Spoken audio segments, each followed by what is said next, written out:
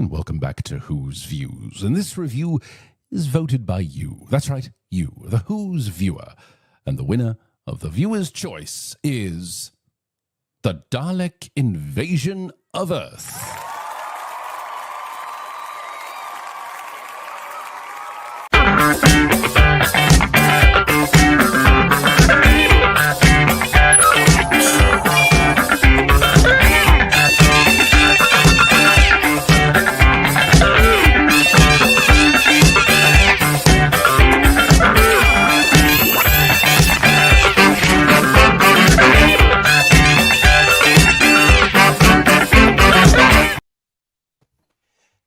Hello everybody, here we go then on Who's Views, right back to 1964, and yes indeed, this is the winner of the viewer's choice for Who's Views reviews this year, the Dalek Invasion of Earth, as chosen for by you. That's why we're reviewing it, because you voted for it. Nice and simple. Hello to Paul, to Kirsty, Lady of Chat, to George and Emilio. Hi everybody. Good evening. Hello. Oh, aren't they looking lovely and shiny, everybody? Aren't they just... It's the lighting. It is in my case. Yeah, so this is it. Here we go then. Gosh, quite appropriate in a sense though, really, because obviously we can also say that we're going to be celebrating 60 years of this story now, eh? That's quite handy. Yeah. 60 years of the Dalek Invasion of Earth, everybody. How dramatic is that? Yeah, I'm going to ask Kirsty and Emilio, how many times have you seen this in your lifetimes? Once, says Emilio. Time, yeah. Once. First time watching it. Yeah, same for Kirsty. So this is their first time. They broke their cherry, Who viewers, watching Dalek Invasion of Earth because of you. Can I ask how many times you guys have watched it? I must have seen it 20 times at least. Oh, I don't know. Yeah. Oh, I'm probably on a par with you, Paul. Since it had its VHS release, which must have been about, what, 30 plus years ago now? Something like that, yeah. I didn't see it on original broadcast. I was -2 at that point, so I don't care. Yeah. -2. I was -2 at that point. Kirsty and I have to watch this 19 more times to catch up. Yes, there's time, Emilio, there's time. Yeah. There is, yes. And you might even get a colorized version of it at some point as well. Oh, you might, yeah, cut down to an hour, which I'm sure you'd like, Kirsty, yeah. So. No, it'd be cut down to 20 minutes, let's face it. Let's face it. But yes, hello everybody. Good to see you all. Great to see you all in chat. Yeah, we are going back to this. Here we go. Let's start this. First broadcast on the BBC One, 21st of November to the 26th of December, 1964. Written, of course, by television legend and Supremo Terry Nation. Broadcast on BBC One, as I say. Directed by Richard Martin and produced by the equally legendary Verity Lambert, and script edited by David Whittaker. Big shout to David Whittaker, because as we've said many times on Who's Views, we all seem to forget about David Whittaker, don't we? And he was a genius, absolute genius. Yes. Yeah, he really, really was. Covered in the Radio Times with this. You would have seen this cover, I'm sure, everybody. This is one of those big Radio Times of the past. Look at that cover. Doctor Who and the Daleks, Saturday TV. Wow. Does anybody remember that? Spot the very obvious pasted on Dalek underneath the Daleks are here on the Westminster Bridge photo. Yes, on the one on the right there. We're showing the cut off his eye stick. Oh, it's fun though, isn't it? Do you know what I mean? But that cover, you know, screaming this, because of course, as we all know, this was an important story for many, many reasons. It's responding to the public response to the first serial, the Daleks or the Dead Planet, as some of us call it. I still call it the Dead Planet. And here they are back again. It was pretty obvious, guys, wasn't it? They were going to put the Daleks on Earth for their second outing. Well, they're doing spoilers even then, aren't they? Because they're not meant to be in the story till the very, very end, but they're on the cover of the Radio Times. I mean, what's going on there? A good while back, I twigged that Terry Nation, let's be polite and say, borrowed heavily from the Time Machine for the Daleks. You know, there's a lot of parallels there. Yeah, and he's borrowed heavily from War of the Worlds for the Dalek Invasion of Earth. So I don't know if H.G. Wells should also get a writing credit for these two stories too. Not in the BBC's book. Yeah. The homage, isn't it? Homage, not plagiarism. There's a very Yeah. difference there. Yeah. Michael Q is pointing this out. It means, JT, that the Dalek Invasion of Earth is almost a Christmas special. Well, yeah, absolutely, because it's broadcast on Boxing Day. But in those days, they didn't fuss about the terms, did they? They just put it on. But it must have been a great treat for all the kids. Hey, Well, anybody remember? It was. Hopefully someone in the chat. I said I was a minus 2 then, so I don't remember. But that was the year that they had the Dalek Christmas, wasn't it? No, it's 65 Christmas. Was it 65? Okay, right. Yeah, it was the Dalek Christmas. Yeah, so this was actually just really getting to grips with it all, wasn't it? Because they were all a year behind, weren't they? Because they didn't realize that these Pepper Pops were going to take off. Yes. Got lots of you in the chat then. Nice to see you all, everyone. Legion of Jane saying I love this story. Oh, that's good. Let us know a bit more about that, Legion of James, as we go through. Why do you love it? Is it one of the stories that you would actually wine, dine, take to a lovely discotheque?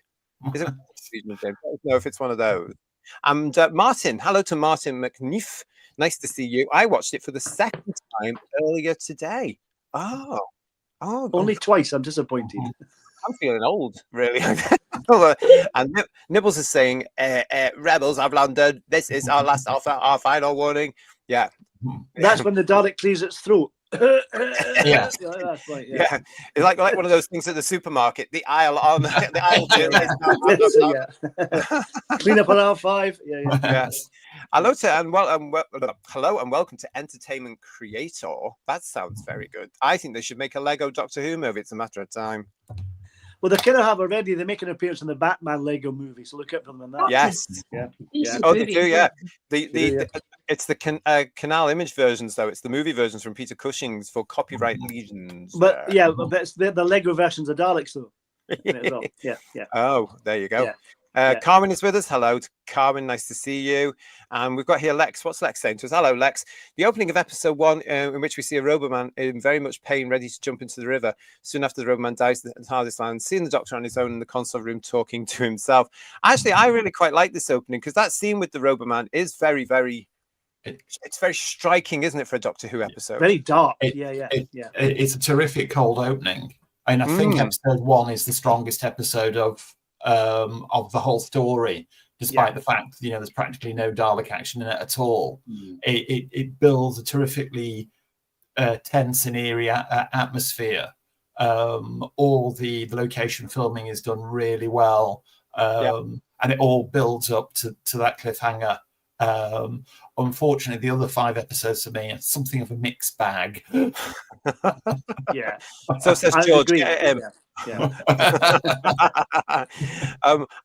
must admit, I do love that first episode. I don't know what you guys are, but it's one of those that I actually look forward to when the show starts, because it is such not a heavy story as such, but it's a long story. But that first episode sets the scene beautifully. And as I say on these things, when for the kids that were around at the time, it must have been just all, where are they?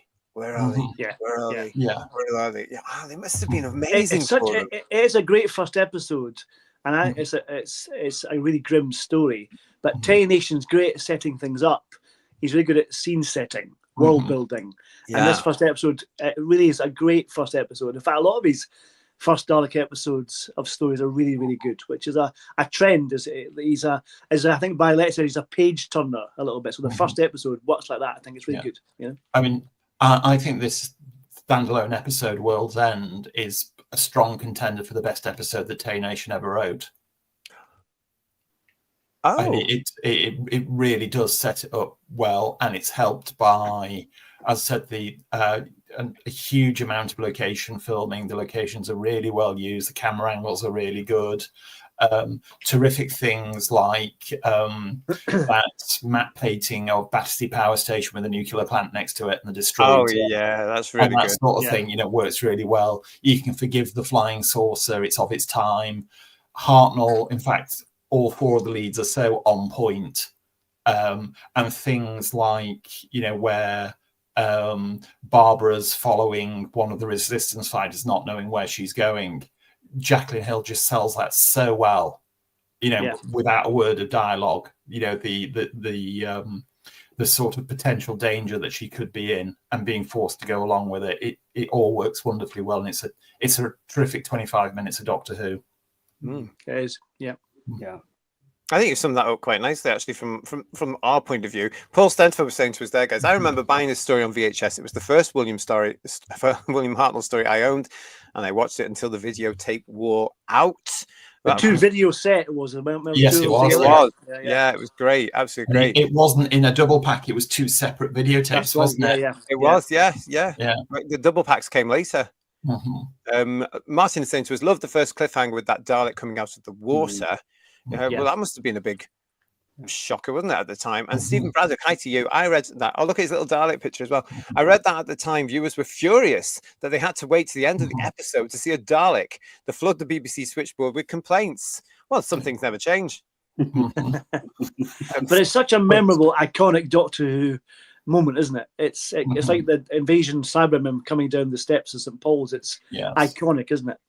But I mean, not only the cover of the Radio Times, apparently BBC very heavily promoted the return of the Daleks. So yes, I could imagine kids of all ages up and down the country just jumping up and down in their seats, wanting the Daleks to appear. And every time the camera angle changed or cut to a new scene, are the Daleks going to be in it yet? And for them not to appear until the closing moments of the episode, I could understand the frustration of that. Well, let's face it, this time they're on the edge of the sofa, not behind it. But as I say, he kept doing it for years and years and years. It was always the first episode that you got right at the very end for the cliffhanger. Bless him. Bless him. Even if it was called Planet of the Daleks or Death of the Daleks, it'd still be the cliffhanger. Yes. And he sort of replicated that cold opening of the Roboman going into the Thames in Genesis of the Daleks, which opens with the Thal soldier being machine gunned down in slow-mo. Another gratuitous opening shot. And the bit from Android Invasion with the robotic unit soldier. Yes, the Android soldier, similar opening as well. Atherstone 55 was saying to us there, one of my favorite stories. Stephen is saying, I watched it on Doctor Who, I loved it. I do every time I watch it. Rose Kirby's with us. Hello, Rose. How are you? Hope you're keeping well and warm. Carmen is with us saying, it's a mixed bag for me. The production values are great to bad. The location shots are fantastic, but the studio camera work is ropery and framed badly. I'd agree with most of that. I do think there's a lot of missed opportunities in the location work. Strangely, the non-landmark location work, I think, works really well, around the Thames, on the docks. And then when you get to the mine entrance, all that works really well and it's very well shot. But, I mean, those of us of a particular age who grew up with the wonderful stills from this story of the Daleks on Westminster Bridge, those shots of them on Trafalgar Square where you've got one right in the foreground with the lion behind it and more in the background. When you get to the actual footage that's used in the program, it doesn't live up to those stills. That's true. That's such a shame. It's a bit of a damp squib because the opportunities that were there just weren't taken. And you watch it and you get that one shot of 3 of the Daleks crossing Westminster Bridge, and you just look at it and go, why didn't you have the camera on the other side of the road looking the other way?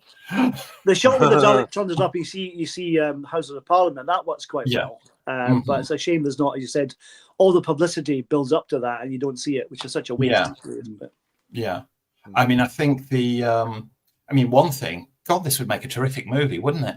One thing, the film didn't even bother to try and do that, knowing logistically it would be too difficult. And I think the film's all the better for it because it doesn't make a promise and then not deliver on that promise. Imagine if the film had done those sequences, well, that would have been superb, wouldn't it? With those fantastic Daleks in that film, Graham is saying, I love how dark Dalek Invasion is. It's a real grim tale.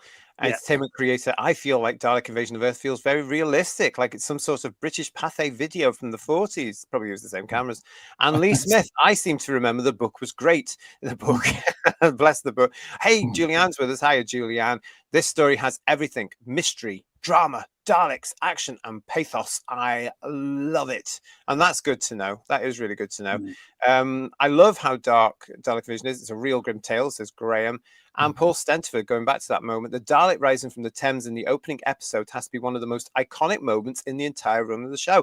Well, on that point, let's ask our newbies here that have seen this for the first time. Let's ask both Emilio and Kirsty. Did you know about the cliffhanger ending for episode 1? And if you didn't, did it surprise you? It did a little bit, yeah. I wasn't expecting the Daleks to come out of water, which I thought was great. I do think actually it probably would have been better had they just stopped the minute you saw the Daleks' eye stalk just pop out of the water. Just stop it there. I don't want to, and just leave it on a cliffhanger. Just a little. There'd be more complaints coming out of the water. Yeah, bring it. Make it. Bring it. I thought that would have made it even better as a scene. But yeah, no, I thought it. I thought it was a good little good surprise and a good way to kind of leave things off. And I also agree with everything that George said and Paul said around the kind of. I guess the first part does a great job of kind of world building and it kind of the mystery of actually when and where they are, and I guess that's something that again in New Who, like the fact that the Doctor just walks out of TARDIS and knows exactly where he is. I think it kills a lot of suspense and mystery that you could have. So I felt, I definitely think part 1 does a great job of setting up. I do think this whole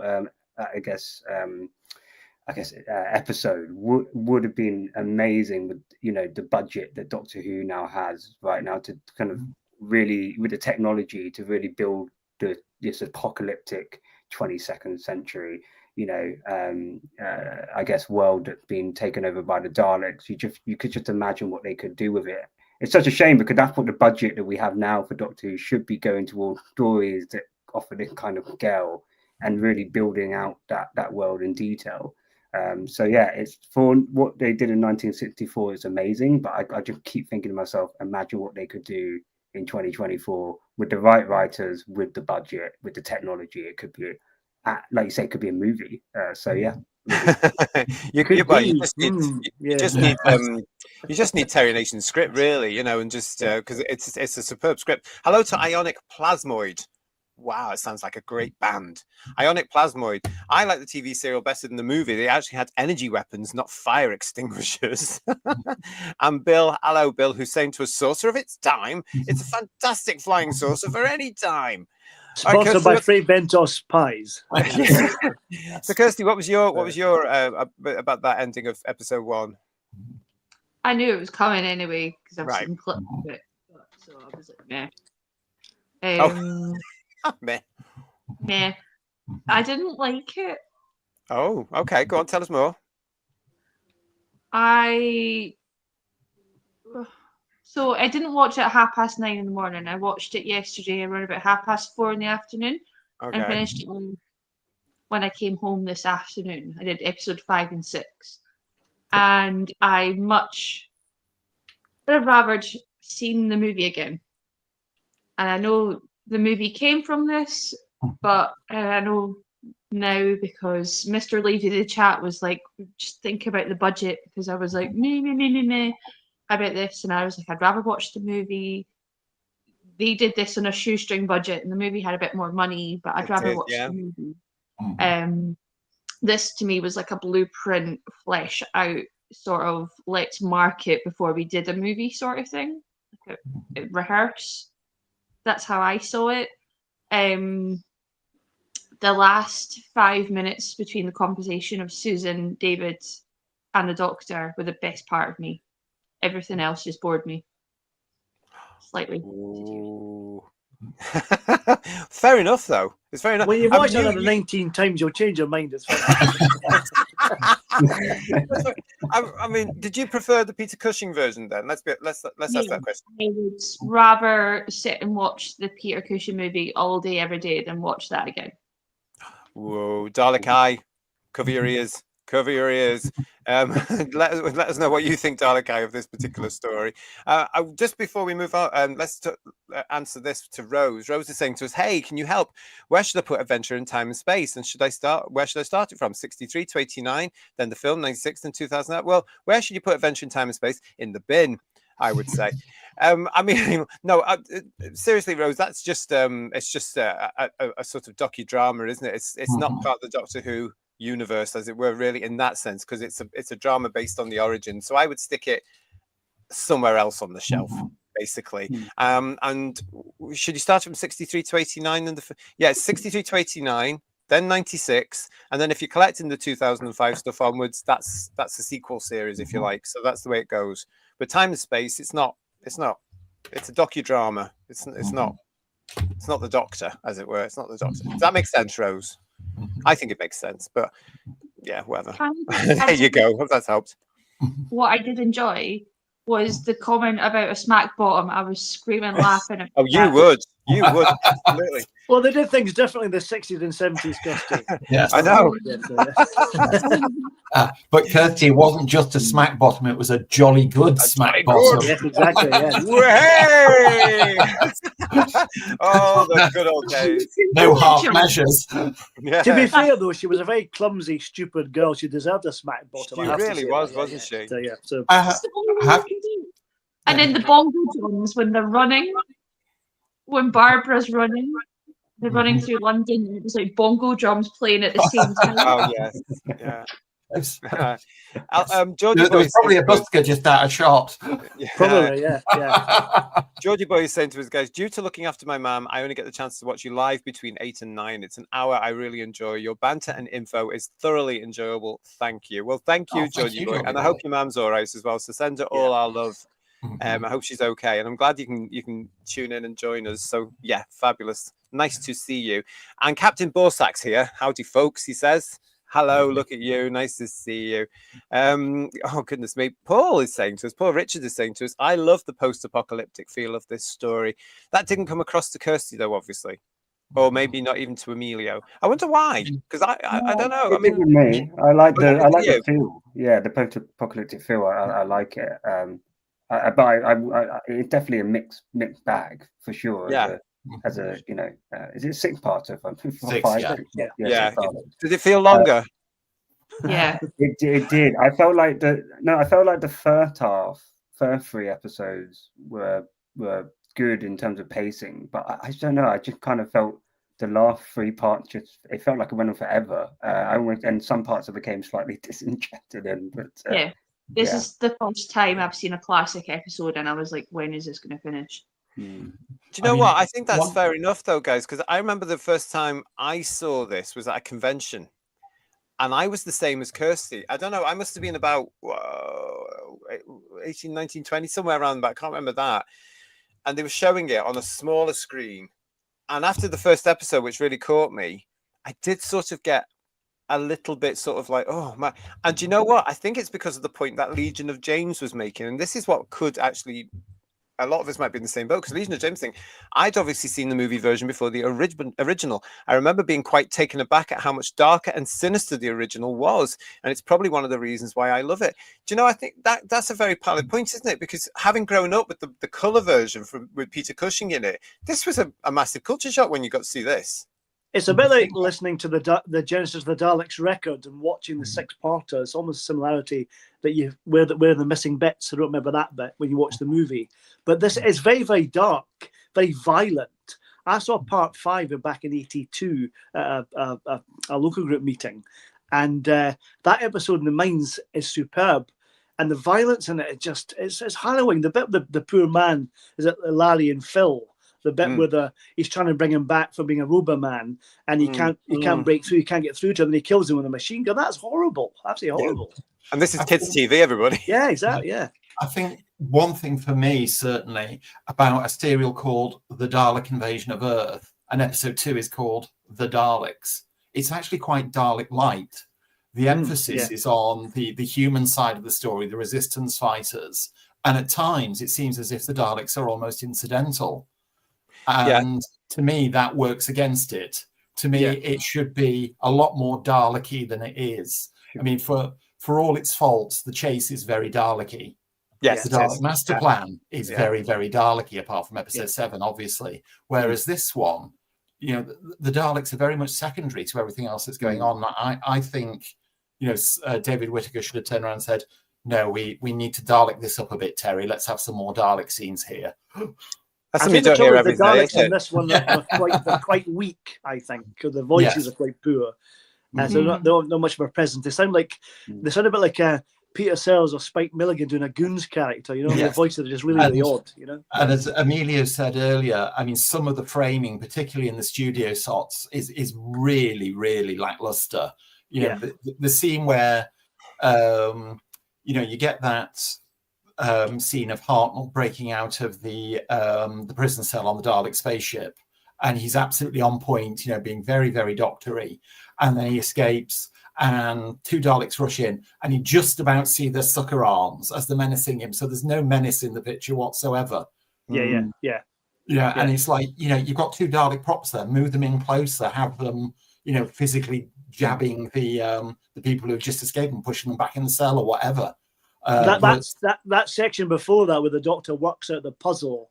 Hartnell is on fire with he's absolutely brilliant on that. With Craddock. That is superb. Yeah. Very, very funny, very cutting, lovely. Yeah. What really annoyed me, there's a scene, I can't remember if it's part 5 or part 6, where the Doctor, I can't remember the other character's name, but they're hiding behind while the Daleks are walking through. And the eye stalk is 45 degrees and goes in there. I was just thinking, come on, like I can't defend my, you know, defend my belief that much. There's a similar thing that happens just before that in the mine, where Ian Chesterton's pressed against the wall, and then 2 Robomen walk right past him and literally make eye contact with him. Yeah. I actually think the Robomen are probably I would say they're the weakest. Well, I think their zombie-like quality is really good. I think it's better in this than it is in the movie. They're much more zombie-like, Walking Dead almost. You know what I mean?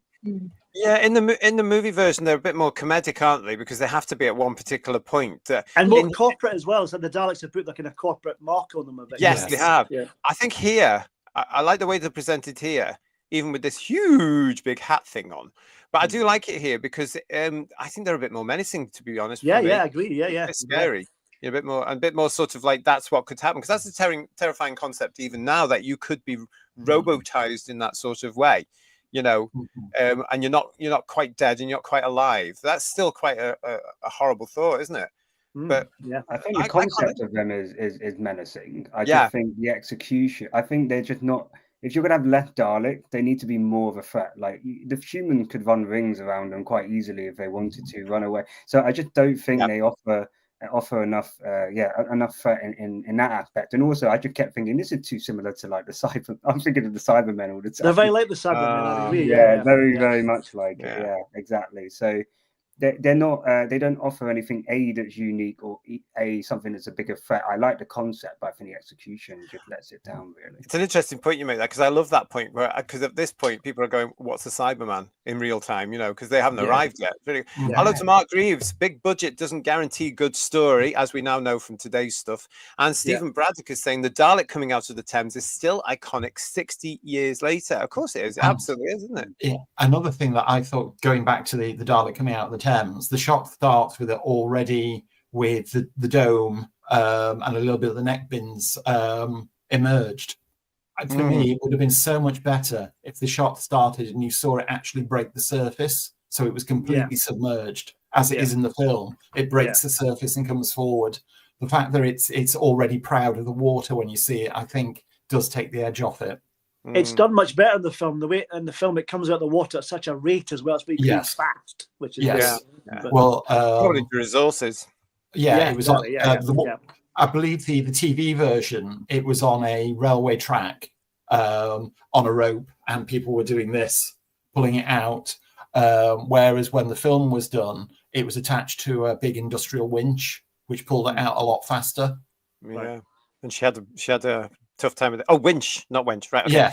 And Dalek Eye is saying, of course I love this. It was amazing the first time I saw it, and just as amazing now. Oh, that's nice, wasn't it? Thank you. Yeah, I mean, one thing I will say about watching it now is the cleanup on the Blu-ray is phenomenal.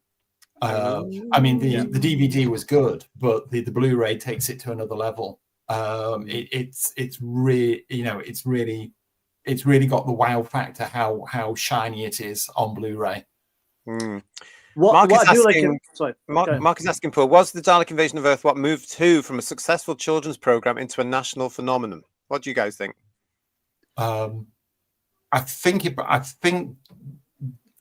the first Dalek story probably did that, and this one actually cemented it and made sure it was, and it didn't slip out of the public eye and became an ongoing success. I'd agree with that. As we were talking about just last week, I think it was, in our season 2 overview, the ratings for this season were already phenomenal. They were so good, you know. Well, the expectation from this coming forward, they were, and carried on. So I reckon it must have just been before this, because people came to this, if you know what I'm saying. They arrived with it. Brilliant. Was it the Rescue or the Web Planet that got the highest rating that season? I can't remember. It was the Web Planet. The Web Planet was the highest rated Doctor Who story right up until the Ark in Space. There you go. So there you go, Mark. I hope that's answered that one for you. Dalek Eye is saying, I hope they never do a colorization of this with the chronic cuts and edits. Oh, they will. They will. Yeah. I agree with Emilio, says Stephen Braddock. I hated the Devil's Board, but look at the scenes of destroyed London in that. It's such a shame. Well, that's what they can do now. In those days, they would have to paint it and stuff, wouldn't they? Really, And classic Who had the best writers but low budgets, whereas modern Who has high budgets with bad writers, says Paul Richards. Though talking of that, I think this was probably the highest budget Doctor Who story to date. I mean, that amount of stuff shot on film on location was unprecedented. I mean, prior to that, there were a couple of shots done on location for the French Revolution, and everything else was all in studio. Yeah. So I think the BBC did push the boat out on this one, in relative terms. I think the location work, certainly the bits around the Albert Memorial in the Trafalgar Square. Look, the Daleks are on holiday, don't they? They're doing the tourist things. They wander around. Yeah. But as I said, those shots just do not live up to those amazing stills that exist. Carmen is saying to us, the warehouse set was great, but they did shots where the camera pans up, revealing no deck plates, seeing trees through the Dalek ship door, hangar curtain. Yeah. I mean, that was, I know what you mean. It's very much television of the time, isn't it, really? Well, it is. That's what I was going to say, was the fact that there's so many shots of floor managers and boom operators in this. The Daleks have enslaved all the crew at BBC Television Centre to be in the show. Yeah. Never recovered to this day. Exactly. I watched it on iPlayer when I watched it again. So I can't remember, George, maybe you can remember if any of those bits have been cut out for the Blu-ray, because there's a shot of a floor manager when they're talking about the Dalek saucer and how the Daleks are different, and when they went to Skaro in the first time round, blah blah blah, and you see a floor manager with a clipboard looking like that, and go, oh my god, I'm in shot, and they're wandering off. And there's a bit on the Dalek saucer as well, where the Black Dalek or the Dalek of Chaos comes in, goes into the spaceship, and you see the elbow of a boom operator holding up the mic. Has that all been cut? As far as I'm aware, no, everything is there in the Blu-ray version. And if anything, studio stuff that shouldn't be seen like that becomes more obvious because of the improved picture quality. You get to see a lot of boom arm shadows moving across the set. You see the shadows of the crew behind the camera creeping around. You can hear noise behind the camera, all that sort of thing. So if anything, the Blu-ray actually accentuates it. I just wonder if they made, find a way of cutting it out or masking it in some way, because I have done it with other things. But I noticed another one during the Dalek saucer battle, where they're fighting the Daleks. I think someone pulls the Dalek over and then comes into shot and the actual boom itself, which is interesting. So, things like that. It's really interesting. But the wonderful thing about this is when I see things like that, I just think, because that was I love all that. I'm not Chris. I love it. I wouldn't have any other way, because they didn't know that 60 years later, weirdos like us would be talking about it. I think it's magical. It was meant to be seen once. And that was it. I mean, it was budgeted and made to be seen once, and 60 years down the line, long forgotten. There's a scene where you can see the city streets through the Dalek spacecraft doors. Yes, Paul Richards. I know. And for Michael Q, who's asked me this, can you imagine Shooty Gat was saying "jolly good, smart bottom"? Yes, I can actually, strangely, but yes, I can. Yes, a little bit worrying. Has he not said it yet? So it's only a matter of time. But Stephen is saying I can understand Kirsty and Emilio's reaction, because I saw the film first with that fantastic saucer, and suddenly we got a pie dish on a string.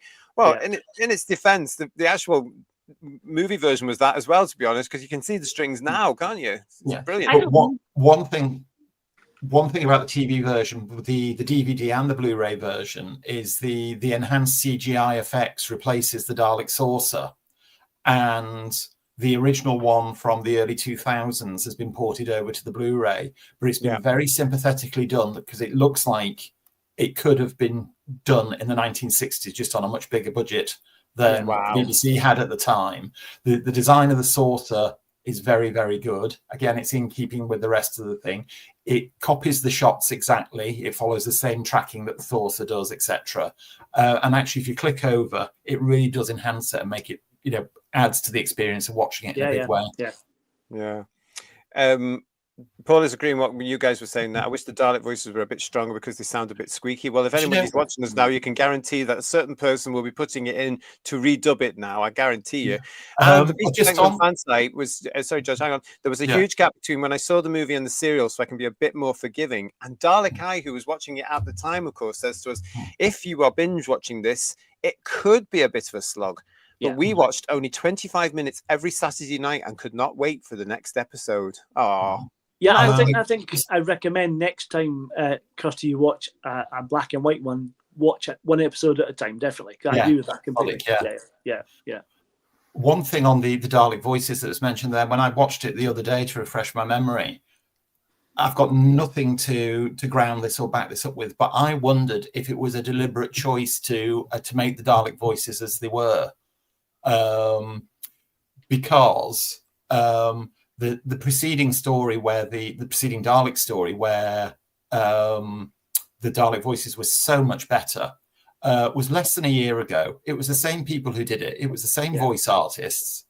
It was the same sound engineers. So why would they change it so radically? And also there's that one shot from the Dalek's point of view as it's going doolally approaching William Hartnell. You get a very, very, very Dalek-y voice. When you just see it from the Dalek's point of view, yeah.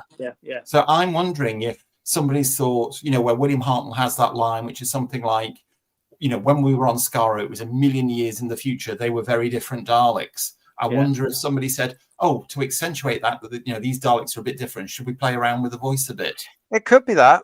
Because, I mean, they did think about these things. We know that the production team did think about it. They just may not have recorded everything for posterity.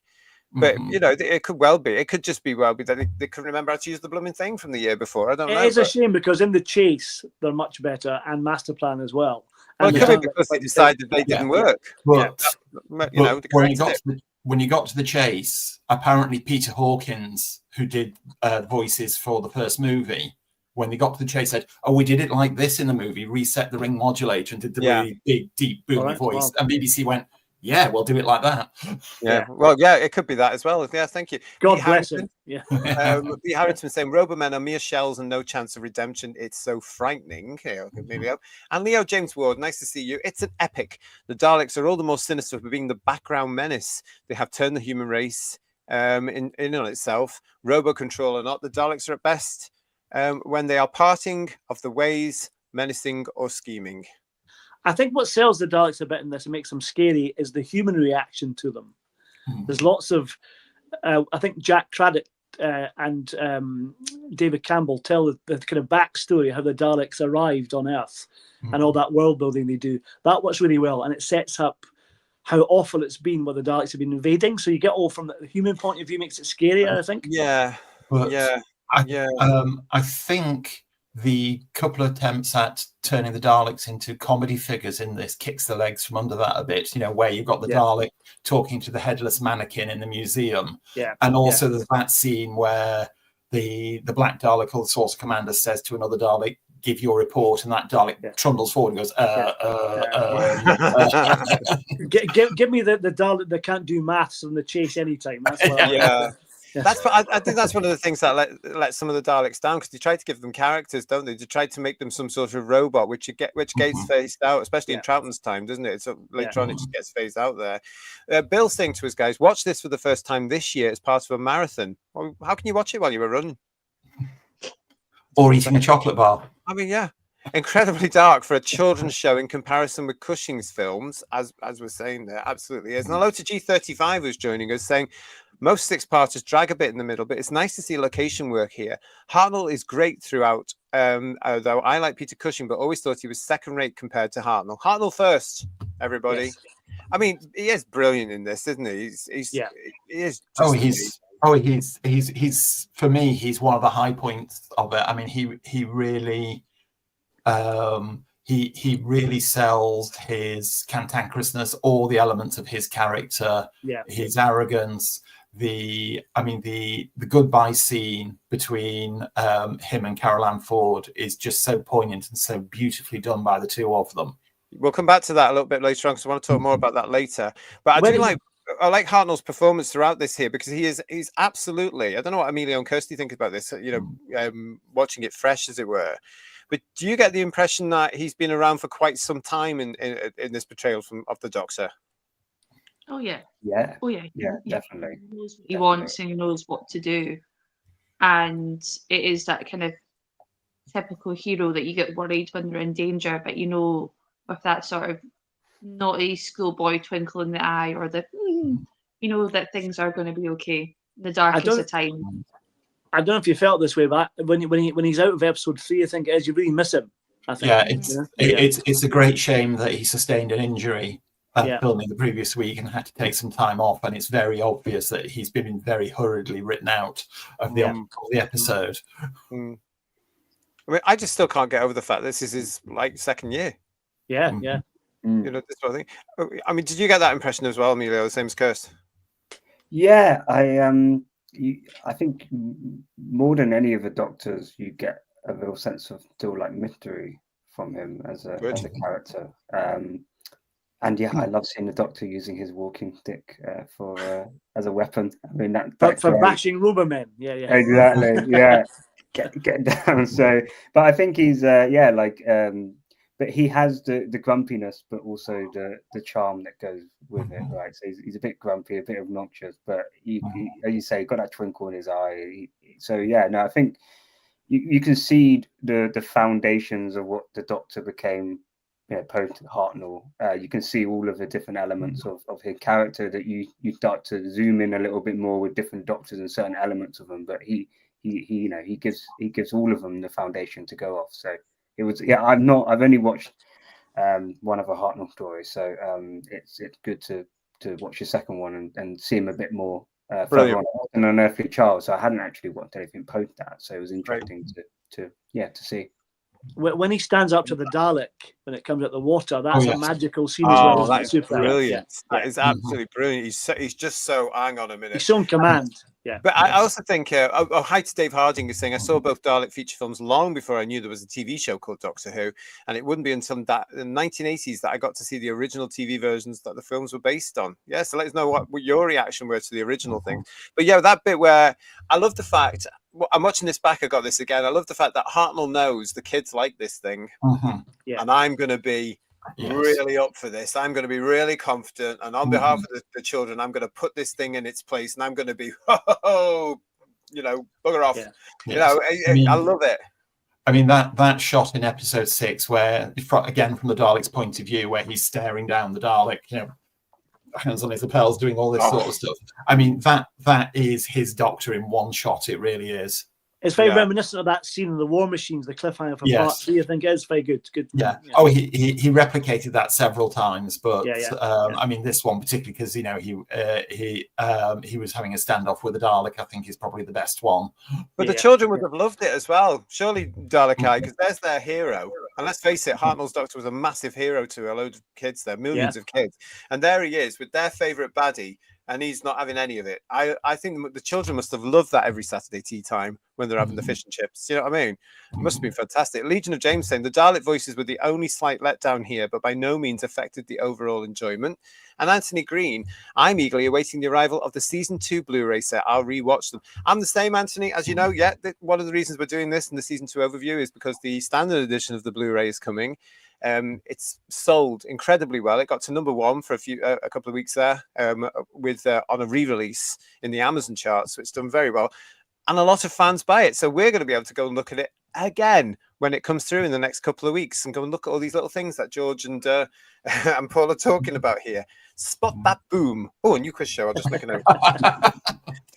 So we got that. And Rose is saying to us here, didn't anyone think the Dalek show should have got electrocuted if somebody put electric cable in the water? Well, no, they're insulated. It's fine. It's fine. Yeah. This is where we get all geeky and say to them, due to the alien technology and nature of the Daleks. But that's funny. Thank you so much for that one, Rose. Great to see you there. Mrs. Lisa Pertwee, great to see you. How are you? Nice to see you. And Georgie Boy saying, do you think every piece off the cutting room floor has been found? Oh, interesting comment there, or a question. What do you think? Oh, I very much doubt it. I think a lot of cutting room floor material has probably gone forever. Swept up by Irene. Yes. Well, yeah, it would have gone in an incinerator. Oh, well, actually, no, because if it was black and white film, obviously it was shot on, black and white film had a silver content. So scrap exposed black and white film actually went back and got recycled to get the silver content off it. Yeah. Well, so bad news there for you, Geordie boy. Sorry to break that to you, but we don't think so. We think they're all gone. John Mason is joining us, everybody, as well. So it's lovely to see you, John, as well. Thank you, everybody that's joining us. Keep your chats coming. I'll try and keep up with you. Anthony is saying, I'd be interested in Kirsty's view of a colorized edited version. Can we not talk about it, please? I'm getting a headache and getting quite tense. I would prefer the black and white over a colorized edited version. It just wasn't my cup of tea, but fashion it to something else, just leave it be.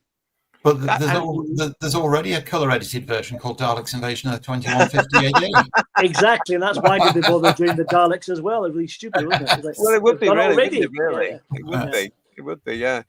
Richard is saying to us, Richard Brooks, the creepy women who live in the cottage plugs into dark fairy tales. It's great writing. Now, I have to say, that scene, Richard, I love that scene, and I think it's better in this than it is in the remake. You know, so do I. Yeah. I think it's absolutely. I do actually. There's something about it that's a little bit more sinister. Yes. Yeah. There is, and I just think it's better. I have to say, overall, I prefer the movie version. I mean, you're right. This version is, it has got an atmosphere. It's quite creepy. Yeah, it is. The two women in the cottage. I think the younger of the two plays it very well, but the older of the two, who's there, I just felt she was playing to the gods a bit, and if she dialed it back a bit, it would have had more of an impact. Oh, he's harsh, isn't he? There's a bit in there that still tickles me every time I watch it. She gets a tin of food from Barbara, and she picks up a knife and tries to break the top and almost stabs herself a couple of times with it. So Has they've forgotten what a tin is? Have they not got a tin can opener? Have the Daleks banned them or something? Yeah. Just in case you want to open a Dalek with it. Yeah, exactly. Yeah. There are nice touches in, like she gets a bag of sugar and she wets her fingers and she's eating the sugar out the bag. That's lovely. Which is what children would have done. Do you remember doing that as kids, though? And you get told off, leave it alone, get sugar rust and then get into trouble for doing something. But I still think that moment when the Dalek arrives, once the daughter is told on them to the Daleks, when it comes to the door, that's really good, but not as good as the movie version. I don't think. Anyway, but going to what George was saying there about how she's, again, for the time, television's still relatively new, and a lot of these actors would have come from theatre, so they're just doing what they would. I mean, it comes down to direction at that point, isn't it? But even the directors didn't really understand the telly. And I want to talk a little bit right now about the director here, Richard Martin, because he's, for me, no disrespect to Mr. Martin, who I never met, but this shows his strengths and weaknesses perfectly as a director. These episodes, you know what I'm saying? I totally agree with you on that one, JT. You watch the 6 episodes and there's parts where you look at it and think that is so well done. That is really making £10 worth of resource look like £500. You've really, really delivered with spades there. And there's other times you can go, what? Was that the outtake and it made it into the final edit by mistake? Yeah. I mean, it's very. hit and miss. That's again, not want to be disrespectful at all, but it is for me. And I think, and as you're saying there, George, I think, oh, this is good stuff. And then the next thing, I'm thinking, what are you doing? But I'm being very critical there, of course, because I don't know what you, Kirsty and Emilio, thought of this side of stuff. Do you see what I'm saying here when it comes to the direction on this?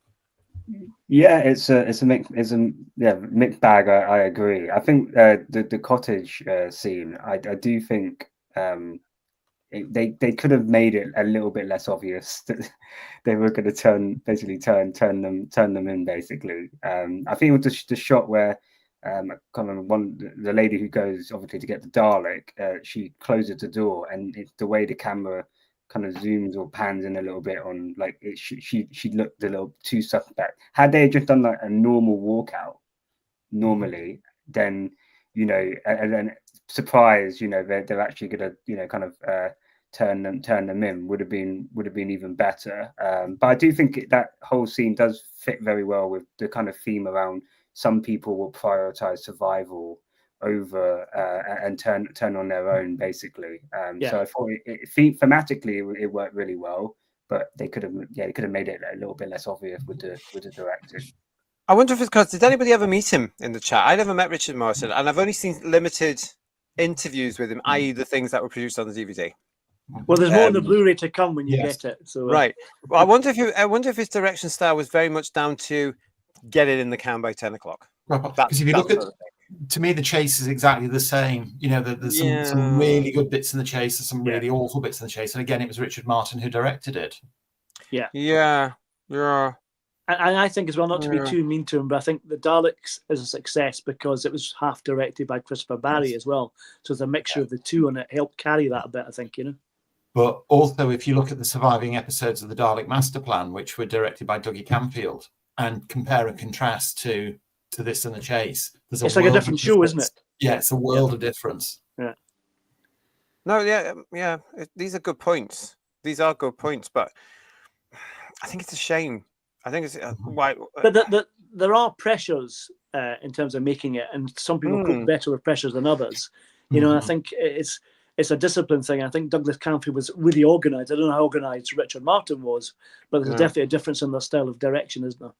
Well, definitely, absolutely. Even from episode to episode, scene to scene, within his stories, And this, I think Dalek Invasion is the one that I always remember that he directed for those reasons. That sounds terrible. Because Richard Martin directed the Web Planet as well, and there's some bits of that I quite like. I think are really good. And some of it, like we're comparing to the Dalek Invasion of Earth and the Chase, some of it's really, a bit ropey. We've got Killbot with us, everybody. For the budget they had back then, they managed to bring us a much better show than is produced today. Controversial. Not really. Leading on from that, what I would say is, even when it wasn't at its strongest for the budget and the resources it has, it always delivered much more than it had to work with, if that makes sense. Yes, it did. Yeah. Because they had to use their creation, didn't they? The creative talent, basically, and they all pulled together with it. We know that. Looking at all these reviews confirms that. And Forbidden Man is saying, "Yep, JT, you were right. Our hero was not scared to take them on, and that continued Doctor by Doctor. Well, at least for a little while." At least 26 years. He didn't cry, so that's something. It was something. Can you imagine if Hartnell had ever broke down in tears? Even at the end of the story, which we will get to, he doesn't break down in tears because he's an alien, for crying out loud. I've lost count, says Paul Stentor, how many times the Daleks moving across Westminster Bridge has been created or recreated. Another iconic moment from this story. It's one that does hit with the British public, doesn't it? Because it is iconic. It's the Daleks in London. That must have been huge at the time, wasn't it? People all over the country must have been going, "Oh, we know that. It's just incredible." It probably should have been called the Dalek Invasion of London rather than Earth, shouldn't it, to be honest? But, yeah. It should have been. Was one of the original working titles for it, the Daleks in London? Was that not a possible Pertwee Dalek? Was it? Am I getting mixed up? That could be. Yeah. I'm just trying to remember myself, and I'm just thinking. I'm sure that when they did Day of the Daleks originally going to be a 6-part at the end of season 9, and maybe called Daleks in London or something. Oh, right, like that. okay. But that maybe I could be misremembering it. I'll check my Doctor Encyclopedia later after we're finished. But while we're talking about Well, So we're again, talking by about Peter the bit, Haining, yeah. well, we're talking So about it's this bound to be particular right, bit where yeah. they're on Westminster Bridge. Let me just show you this picture in case you haven't seen this one, because I love this one. Because if you just see on there on the right hand side, the buses have started. So this is because the big story here was they went to film this stuff very early on a Sunday morning when London used to close down at the weekend. Now, for those of you who don't know, and for these young people like Kirsty and Emilio, this might come as a shock to you, but Britain used to close on a Sundays. Yes, but because it was the day off, and nothing opened. So them going out very early on a Sunday morning to do this shot and get all those shots in, you can see how well it was. Yeah, it's not that early, because if you look at Big Ben, it was 20 to 8. That was early in those days on a Sunday It's probably morning. stopped. It's probably stopped, George. It's probably not working. 20 to 8. Yeah, I think that's early on a Sunday morning back in the 60s. People were getting ready for church an hour later. Listen, Ian can't join us tonight because Ian's got to work tonight, but he has sent me some notes, and I did say I'd read some out. So let's have a look at these. He said to us, the first episode is simply sublime, horrific and apocalyptic, making great use of London's many, many bomb sites. And that's the thing we have to remember as well, isn't it? This is still 64 that they're in, so it's still around. It would have looked the same as it did when the war ended, because the redevelopment of that part of London hadn't started yet. Well, it took years to get the money together, didn't it? It took decades, really. He's also said the confrontation after the Dalek rises from the water is a classic, helped by its showing on Blue Peter. Yeah. It was a frequently used clip, that one. Yeah. It was in the Who's Doctor Who documentary as well. Yeah. I've seen it on all sorts of things, that clip of the Dalek coming out of the water over the last God knows how many years. It's amazing, really, isn't it? The sheer scale of the Dalek plan, batshit but massive, is awesome. Piloting a planet through the universe as a mobile battle station is an incredible concept. Move 13 years on, and you'd see George Lucas use a similar idea and call it a Death Star. And then move it further on, you see RTD doing exactly the same thing in the Stolen Earth. Can you imagine a Dalek kind of Earth driver driving it around the universe? This Dalek, like that, You do have to ask the question: wasn't there a closer planet to Skaro than Earth they could use? Obviously exactly. Save them the And finally, from Ian, he said it gave so many iconic scenes that are still remembered today. That as a lot of the chat is saying, and that's something that the current show will never give us. The Daleks across Westminster Bridge, for one, on patrol at the various landmarks, and plus with Barbara, Jenny, and Dortmun making their way through the streets, dodging the patrols, the absolute stuff of nightmares. Thanks for that, Ian. Hope you're all right. I remember, I lived in London for years, and some of those streets that they are, around Parliament and all this sort of stuff, and I would drive up, and being the good fan I am, guys. Of course, when I was driving up these streets and stuff, all I could think of was Bob running under the wheelchairs and the Daleks coming down it. And the first time I ever drove over Westminster Bridge, that was the only thing I could think of. I was getting chills going, oh my God. It was superb. Absolutely. I was saying, because I lived in London for quite a few years as well and worked in central London. Yeah. And, every time I'd go across Westminster Bridge, I'd go into a bad William Hartnell impersonation, and people would be looking strangely as I walk past going, we must pit our wits against them and defeat them. Oh, this is why people always cross the road from us all, everybody. Kirk Stacey, hello to you. Russ Morgan there's joined us as well. And Kirk Stacey, it's nice to see you. I prefer the TV version of The Invasion of Earth and the Cushing film. Great show, guys. Well, thank you, Kirk. It's lovely to see you. This is the thing, really, isn't it? I mean, I actually I quite enjoyed them both because I look at them as two totally different things. Dalek Invasion of Earth with Hartnell is Doctor Who. The Peter Cushing thing isn't. That's the other thing for me. That's the Dalek thing with Doctor Who rather than the Doctor, the Earth one. Although it's probably all canon now, to be quite honest. Yeah. Though one thing I think the film got right, or did better than the TV version, is the film version is very Dalek-y. As soon as they appear on screen, there's a lot of Daleks in it. And as I said before, for me, that worked against the success of the TV version. It ultimately comes down to budget. I think that probably the key thing is with the budget they had and also the time it was made. You can definitely tell.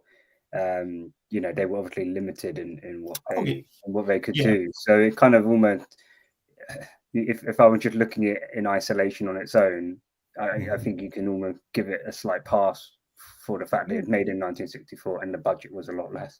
Yeah, certainly take that on board. But if you look at I think the BBC had 6 Dalek props for this one and about half a dozen cardboard cutouts in the background to swell the numbers. But if you look at the amount of the screen time, even the Daleks are physically on screen. They're off screen far more than they're on screen across the 6 episodes. And whilst that worked splendidly for the first episode, I think they should feature more in the other 5. I agree. Yeah, they definitely deserve more screen time for sure. I'm gonna say, from my point, I always remember when it was made and the budget constraints. I don't even mind today the very obvious cardboard cutouts, which, believe it or not, on VHS or on that sort of grainy thing at that convention I was in all those years ago in Liverpool, I didn't notice them at all. I did not see them. But the televisions were like we are on now. They were. I see our little segments here. Yeah, that's how big your TV was in Britain back then. It was so big. You wouldn't have seen this. There's no way this was meant to be seen in the sort of definition and clarity that we watch it today, and the size of the picture as well. It didn't even dream of it back then. You're quite right. I mean, when it was broadcast in 1964, those cardboard cutouts in the background would have looked like full-size props because the quality of the image would have taken it down. So the giveaways would have been obscured. Well, as I say, I didn't notice it in the late 80s when I saw that convention thing. I was like, mind you, by then I might have been asleep at that point as well. I'm not sure. and this is the thing as well. I know it wasn't live, but it was made as live. So there's very little breaks in the production when recording. They're doing it like a play. So I think it's remarkable they get such good quality in the time they have to make it. So I think it's a fantastic program in that respect, don't you think? Totally, absolutely. And as you guys were saying before, the location filming was beautiful in it. Although Anthony Green is saying to us in the chat, I doubt the Daleks would risk Westminster Bridge now. Well, yeah, that's one of the things. They'll probably get mugged. Well, that's Rose Kirby is asking. Let's answer this as well, because Paul Richards has. But let's say, hey, is this a standalone episode or in a box set? Where in the timeline is this taking place? And then Paul does answer saying it's in 2164. But yes, it is in a box set, and it is, Rose, available. Oh, actually, you're out of the UK, so it might not be. It was available on a DVD standalone as part of the Doctor Who original series collections released all those years ago. You can get it on the season 2 Blu-ray box set now. Yeah. Is it 2164 or is it later than that? I was just going to say, I know I'm zipping up my anorak here, but when the Doctor and Ian find that absolutely pristine calendar in an otherwise derelict warehouse, the calendar's 2164. So surely, given that the warehouse is derelict and all the rest of it, it's going to be some time after that. Yeah. So I would say maybe, 2164 would make sense because it was broadcast in 1964. The show used to do that. The show used to do that. It would say, it's 100 years from today. Yeah. I think there's a reference when they're talking about how it all happened. It could be 10 years prior to that. So there must be, 2174 then or something like that, potentially. Yeah. It's amazing to think, though, in 2164, people are still using paper death calendars. Yeah. I love to hear that. Let's hope that's coming anytime soon. Daryl's with us. Hello, Daryl. Nice to see you. But why doesn't Dortmun's chair have missiles in it?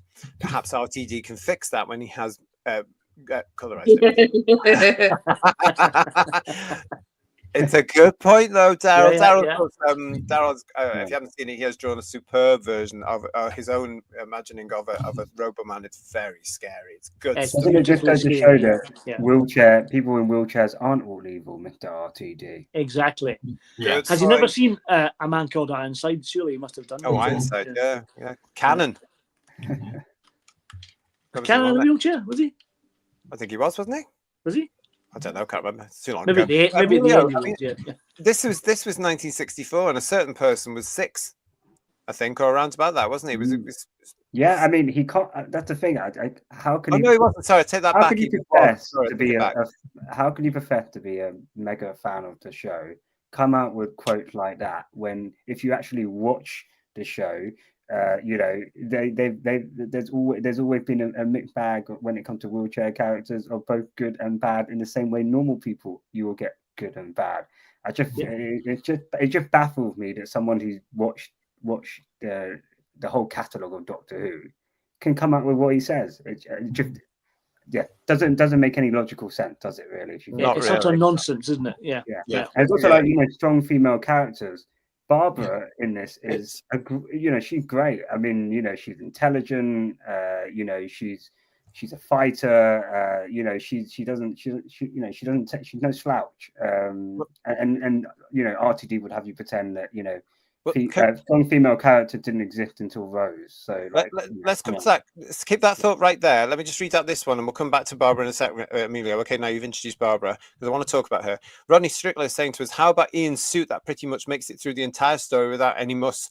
The jacket does get split when he slides down the shaft." Well, that's something I thought of when I was watching it the other day. That not just Ian, but everybody stays remarkably pristine throughout all this massive adventure, and then all of a sudden, when it's all over at the very end, William Hartnell has a smudge on his forehead. Wonder where that came from. But I mean, if you compare that to An Unearthly Child, where they're literally running through their lives through the forest, and they get back to the TARDIS, and the four of them have obviously, they look like they've been through hell. Whereas this one, it looks like they've just done a photo shoot for Grattan's catalogue.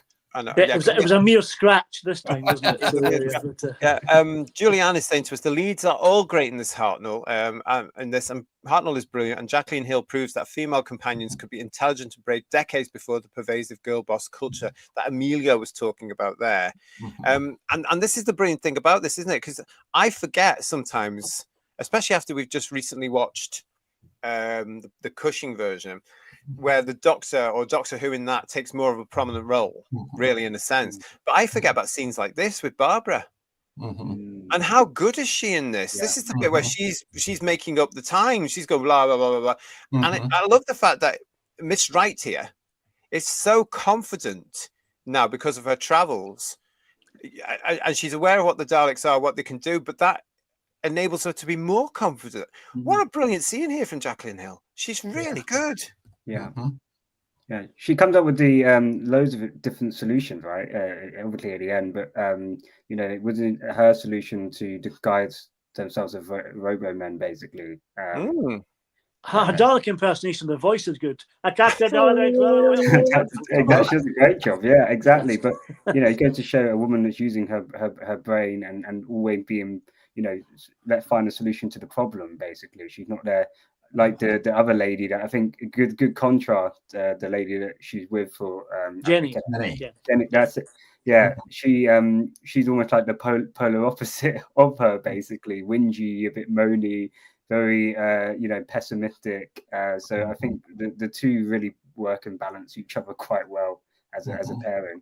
The characters do suss each other out fairly quickly because it's explained why Jenny is the way she is, and Barbara sort of adapts that. But Jenny she does warm to Barbara, doesn't she? And that's a lovely.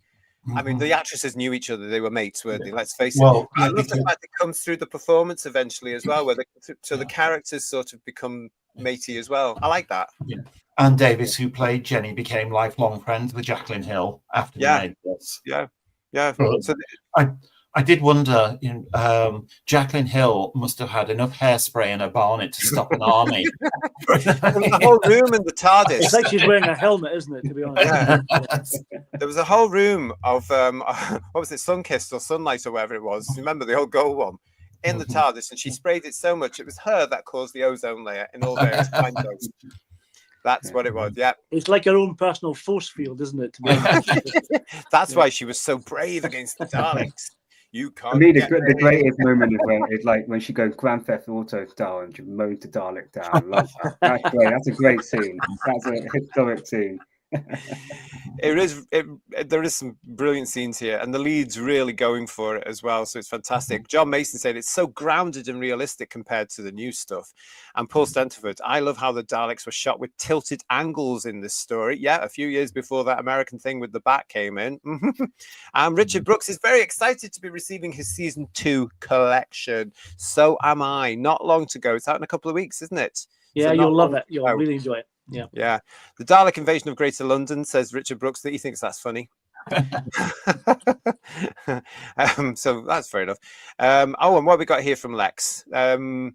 Sheila B in the devotions first saying Daleks could have fired on the Houses of the Parliament. Oh, allegedly, in case we can't see that, we go back a long way with things like that. We get done. It was broadcast during November, wasn't it? That would have been fair. That would have been fun. I'm telling you, I was on a bus and I saw a Dalek, said Geordie Boy. That's okay. And this one here from Lex. Thank you for your super chat, Lex. Was Dalek computer using Doctor Who title openings? Yes, he was. I think it was some of the unused material, wasn't it? That was compiled for the opening title sequence, then reused. It was also used in the Dead Planet as well. Yes. And I love that. I love that thing of that, it's like when they use the time tunnel later on, isn't it, for various things and what have you. This is them traveling through the same thing and they get access to it. So it was using the Doctor Who title opening sequence. But also it shows you how clever they were back then to think, hang on a second, let's save some money. I love it. Did you notice that image you just had on screen there, JT? All the Dalek equipment in their control room, all has Dalek symbols all over it. Apart from the map of the mine, which strangely is all the signage on that is in English.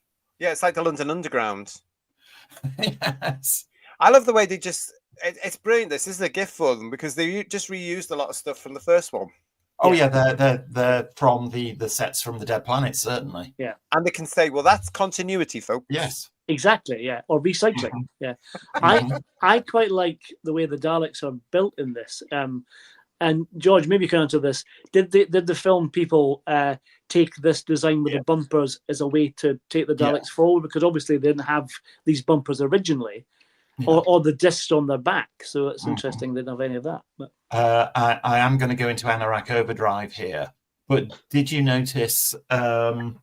In the battle scenes in episode 6, both the location filming at the mine entrance and in studio, when the Daleks get picked up by the rebels, the large fenders disappear off the props. They do. Yeah. Yes, they do. Yeah. And they have lovely velvet bottoms, don't they? Yes. Again, something else you don't hear, thankfully, all the time. The Dalek you've got there, GT, the kind of the head Dalek, the Dalek Supreme.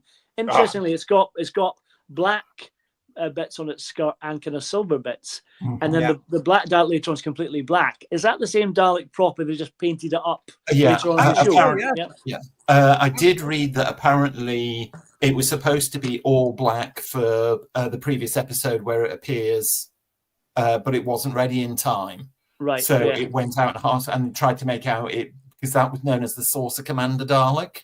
Saucer Commander Dalek, I love how they give them all these cool names. And then it was, the paint job was finished on it, ready for the next week, because the Saucer Commander Dalek doesn't appear again, but the Black Dalek does. But it's wonderful because now the character options toys, we have our own version of it. Yes, we do, which is incredible, isn't it? Considering it's only half finished. Okay. I tell you, Kirsty and Emilio, these Doctor Who Dalek things that they weren't, when they were painting the Daleks at the time back in Doctor Who, they didn't realize that character options would be making a fortune out of them later on, and we're very, very grateful for all these little mistakes they were making. I've got this picture. I don't know if any of you've seen this before, but I've got this one too, which I thought was quite interesting. Oh wow! Well, that's really good. That's lovely. Yeah. Are those people, those technicians, meant to be there? Look at the old cameras as well. Look at them. Yeah, and the huge wooden step ladders. I mean, no gantry. It showed you how primitive the TV studio was. Somebody would have to climb that tall ladder to adjust a light. Yeah, wouldn't be allowed today, would it? We didn't have a thing called health and safety in those days. Really, it was just get on and do it. I love this one though, because I just think it shows you all that. I mean, all the bits of props and stuff on the other side, they're ready to go. Yeah. But it shows you how small the studio was, because they're right against the wall of the studio there. Yeah, they're all more or less pressed up against it, aren't they? Yeah, and it shows you how much space the cameras took up. And they are huge. Yeah. I mean, they were still huge in the 70s. Let's face it. It obviously didn't change the dimensions on the thing at all until the 90s. Must have been the 90s, really. Yeah, amazing, isn't it?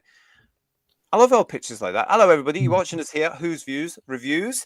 This is Viewer's Choice. This is the one you voted for on our community tab from season 2, because we were celebrating season 2's release on standard Blu-ray in December, and you chose the Dalek Invasion of the Earth. So we dutifully all went off and watched it, including the web planet's coming, isn't it, JT? Yeah. one day, including Paul and George, who are watching it for the time, and Kirsty and Emilio, who are watching it for the first time. In effect, here we're watching it all for this particular show. So I hope you enjoyed it. Nice to see you all. So yeah, these episodes here are really, really good. There is one thing that some of you mentioned in the chat that we need to talk about right now, and it's this.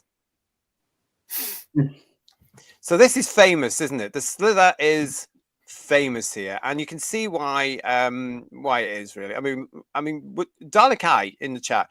Did this scare you as a wee kid? Did this? Can I say for the older viewers, it reminds me of Michael Bentine's Potty Time, to be honest. But, oh yes, yeah, with that sort of weird look, yeah. Yeah. You can see why it was cut from the film, though, can't you? I think when think you you get made the the right second choice. version of it after the cliffhanger, it's much scarier, I think, don't you? The second Do you think version so? of it. Yeah. I It's got think these throbbing arms and a kind of I think it's pretty much for muchness, but I think that they made the absolutely right decision to cut it from the film altogether.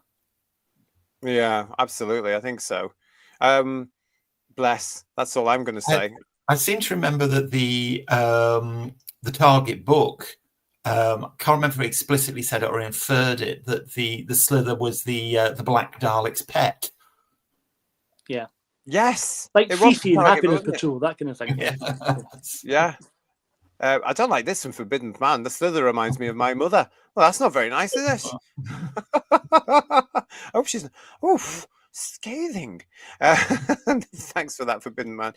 Peter Fengman fan says it's scaring even adults. And Graham says, I remember really wanting to see the Slither after reading about it in the book. Yeah, again, it was one of those letdowns for me, Graham, because in the book, I'm George, I'm thinking right in the Target book, Terence says it's a pet of the Dalek. It could be one of those sort of, as we now know, one of those genetic reject things that they were all playing with. You never know, one of those mutant things.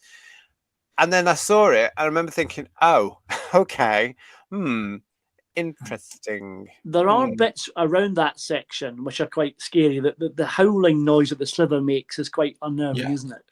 And then the way it kills Ashton, the Black Marketeer, that's horrible as well, don't you think? I suppose, yeah, with CGI or something that they would do it now. They would do it so some sort of blobby thing, wouldn't they? You know, so I don't know. Paul Rose is saying the Slither doesn't bother me. It's just of its time. Yes, absolutely, absolutely. But I don't necessarily see the relevance to the story as it is back in '64 either. I just don't understand why it's there. I don't know what Terry Nation was thinking. Is it padding? That's the question I'm going to ask you all in the chat now. Is it padding?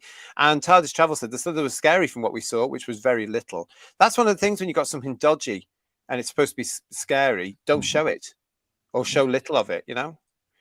And I remember a comedian who used to say Slither, he wore a white suit with arrows on it, says Peter Harrington. Oh, and Dalek is responding to me. The Slither was not scary, but the sound effects were. Yeah. It's slightly comedic, but freaky, says Paul Richards. I agree with you, JT. I think it's overkill. You do not need the Dalek, Robomen, and then Slither. You just don't just that. Maybe make a whole episode on the Slither. You know, do something with it. But it's just overkill for putting the Slither in took away an opportunity to put the Daleks on screen more, because instead of the Slither, you could have had a couple of Daleks patrolling. Yeah, and doing that scene there, maybe. I don't know. It's always stood out to me as being of its time, and therefore a little bit naff. But I just don't get what Nation was trying to do with it. I still think the second version's better than the first version. The first version, the picture you put up, it looks like your dad trying to put a tent up on holiday, doesn't it? And he's stuck in the middle of it, you know? It is. Let's first show that. I mean, I do have another picture of it, which is the more famous picture of this. Yeah, that's much cuter, don't you think? He's on his coffee break there. He never worked again after this, you know. Never again. Poor thing. Unemployed He's forever. so pigeonholed, wasn't he? He was typecast. Those directors didn't give him the break. John, First time I saw the Slither was on the video release, as I didn't exist at the time. I like the way you've said that. That's quite funny. I think the Slither is cute, says Nibbles. Okay, let's get it on a t-shirt for you.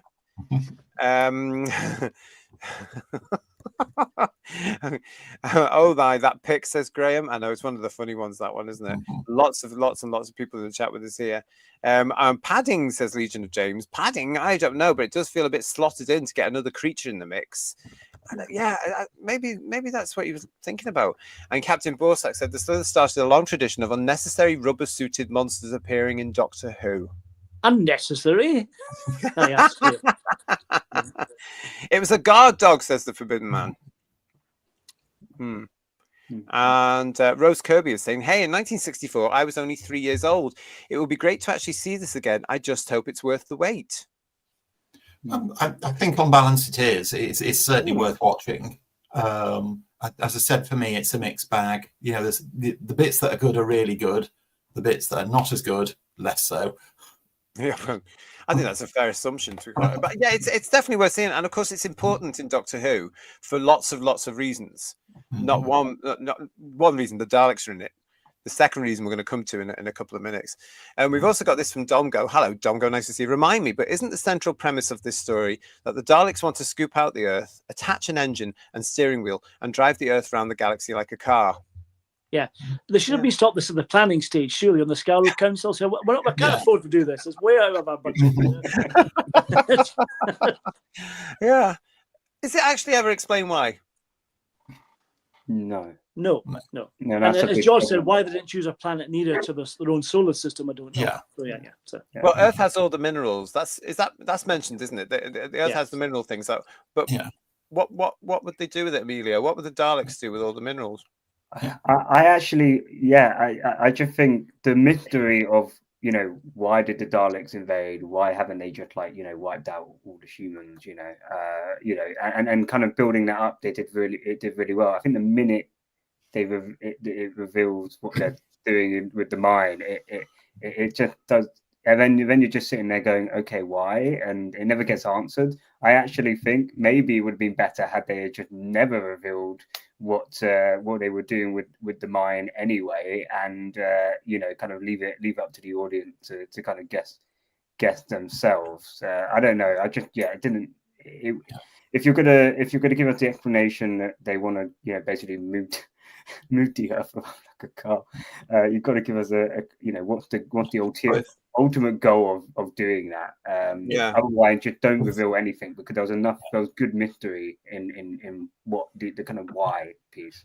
If that's the case, surely there would be less work involved in mining all the minerals they want out of Earth, loading them on the spaceship and flying back to Skaro with them. Yeah, that would be simple. I mean, at least I'll get a big truck at the very least. Yes, I mean, at least the film tries to half explain it, because the Dalek has the line, when the Earth's magnetic core has been extracted, we can pilot this planet to the vicinity of our own and occupy it. Yeah, so, that's something. We want it like a conservatory, basically. Yeah, and we'll just an extension. That's a really good point, George. That basically. Actually, I think it made the Daleks even more of a menace if they just if they just did all of that to Earth just so they could get some minerals. It reminds me a bit of Torchwood, Children of Earth, where basically they're trying to take kids just because it's basically like a drug, isn't it? If I remember correctly, for them, basically. It just it's almost like you harvest the Earth, you kill X number of people, and it's just so you can get some minerals. I think it kind of it actually made them a bit more of a threat or menacing had they just explained it like that. So maybe that would have been better. But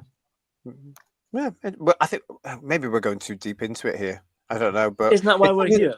But it's something that's always been in my head, thinking I don't quite know why they've invaded, apart from the fact the production team quite liked the idea of bringing the Daleks to London, because it was a huge idea. I don't know. Didn't the Daleks want to use Earth as a plague planet? They fill it with different viruses and move them closer to other planets, says Nibbles. Did we miss that?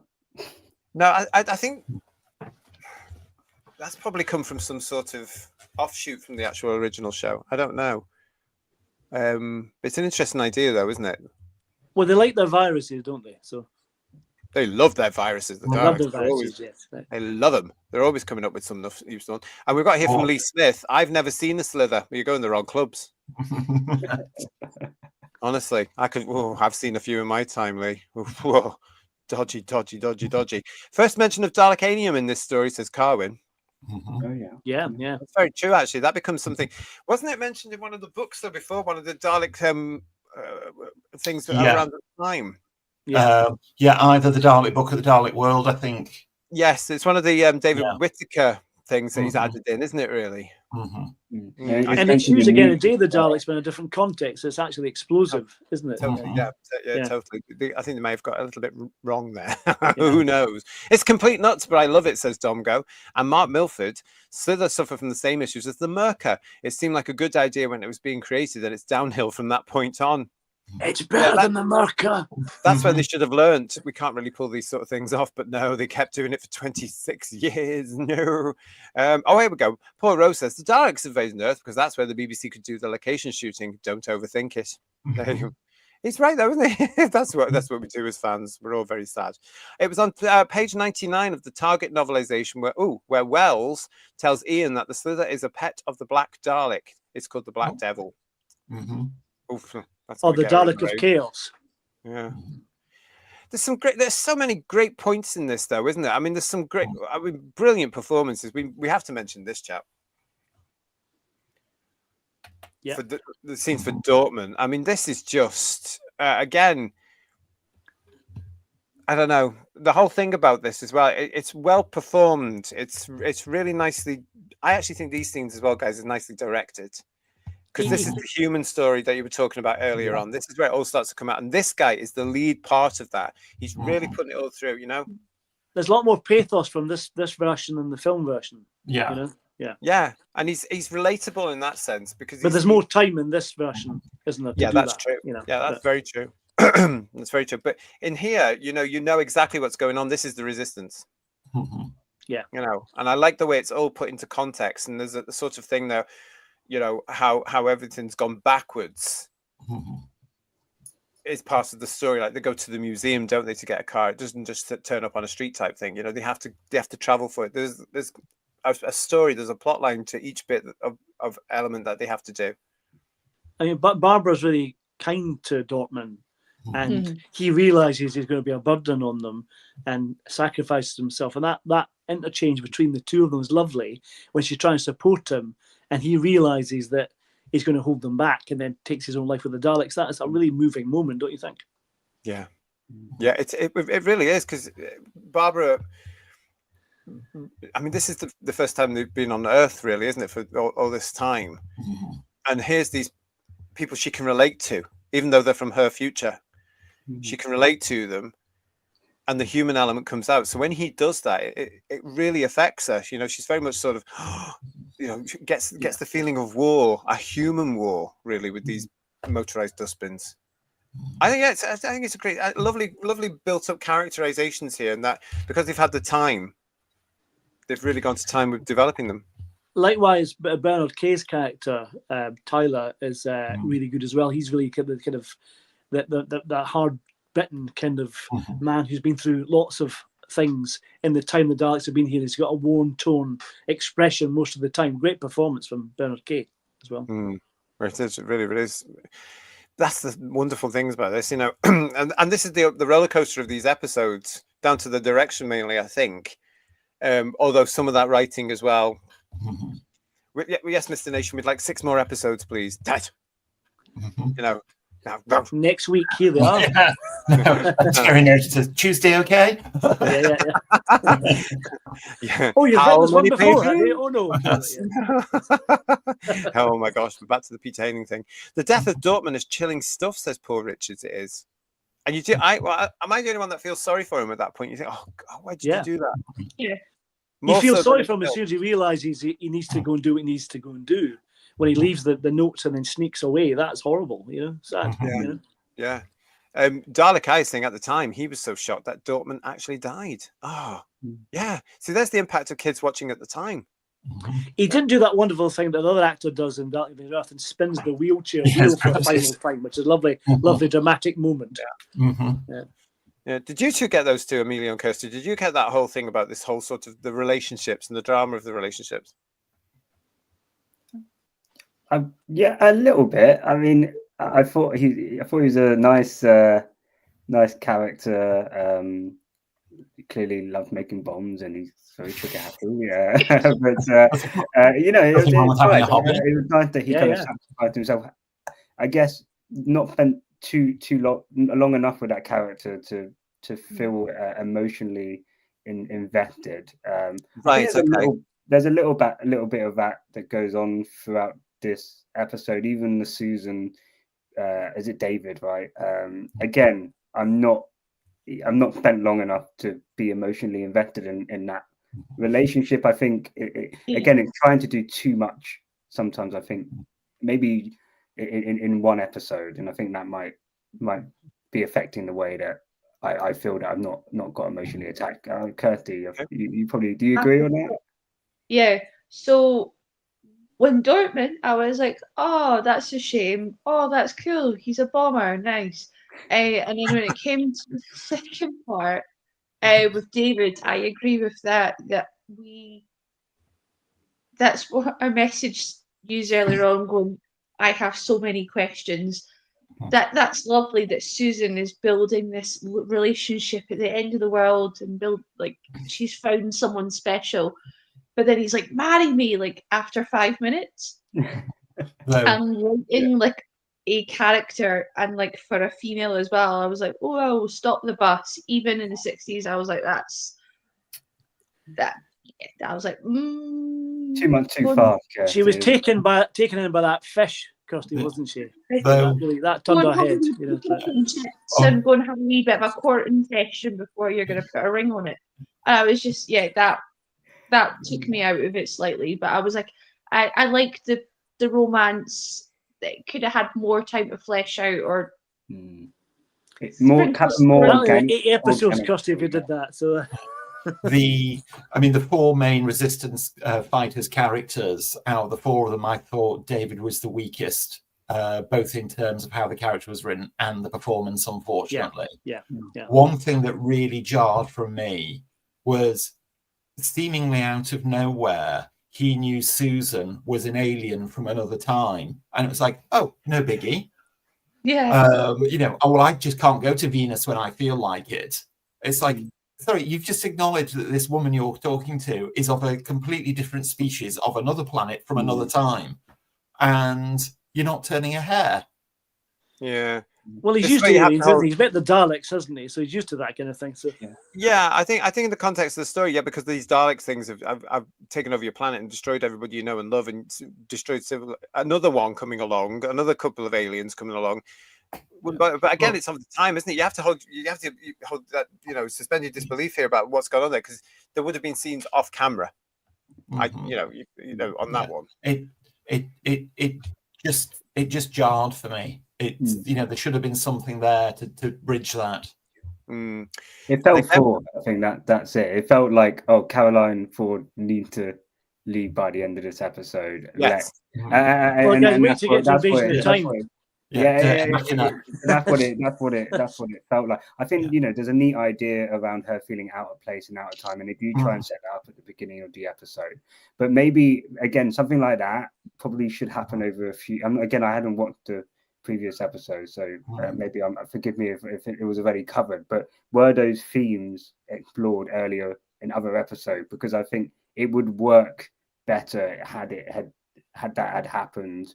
And maybe, then meeting David, if they maybe spent a little bit more time, like Kirsty said, on that relationship, it would have paid off quite nicely. But I think if that all of those themes and the not spending enough time on their relationship happens in one episode, then you can't blame the audience for coming out of it thinking, that just felt forced. Yeah, but you have to bear in mind when it was first screened, and times was very different, and Britain was very, very different. And the only way, if they were going to, they had 2 options here: kill her off, which was not going to happen in any time at all. That was not going to happen, or he leaves her there with nobody. So the fact is, they've given her David to comfort the children that are watching her.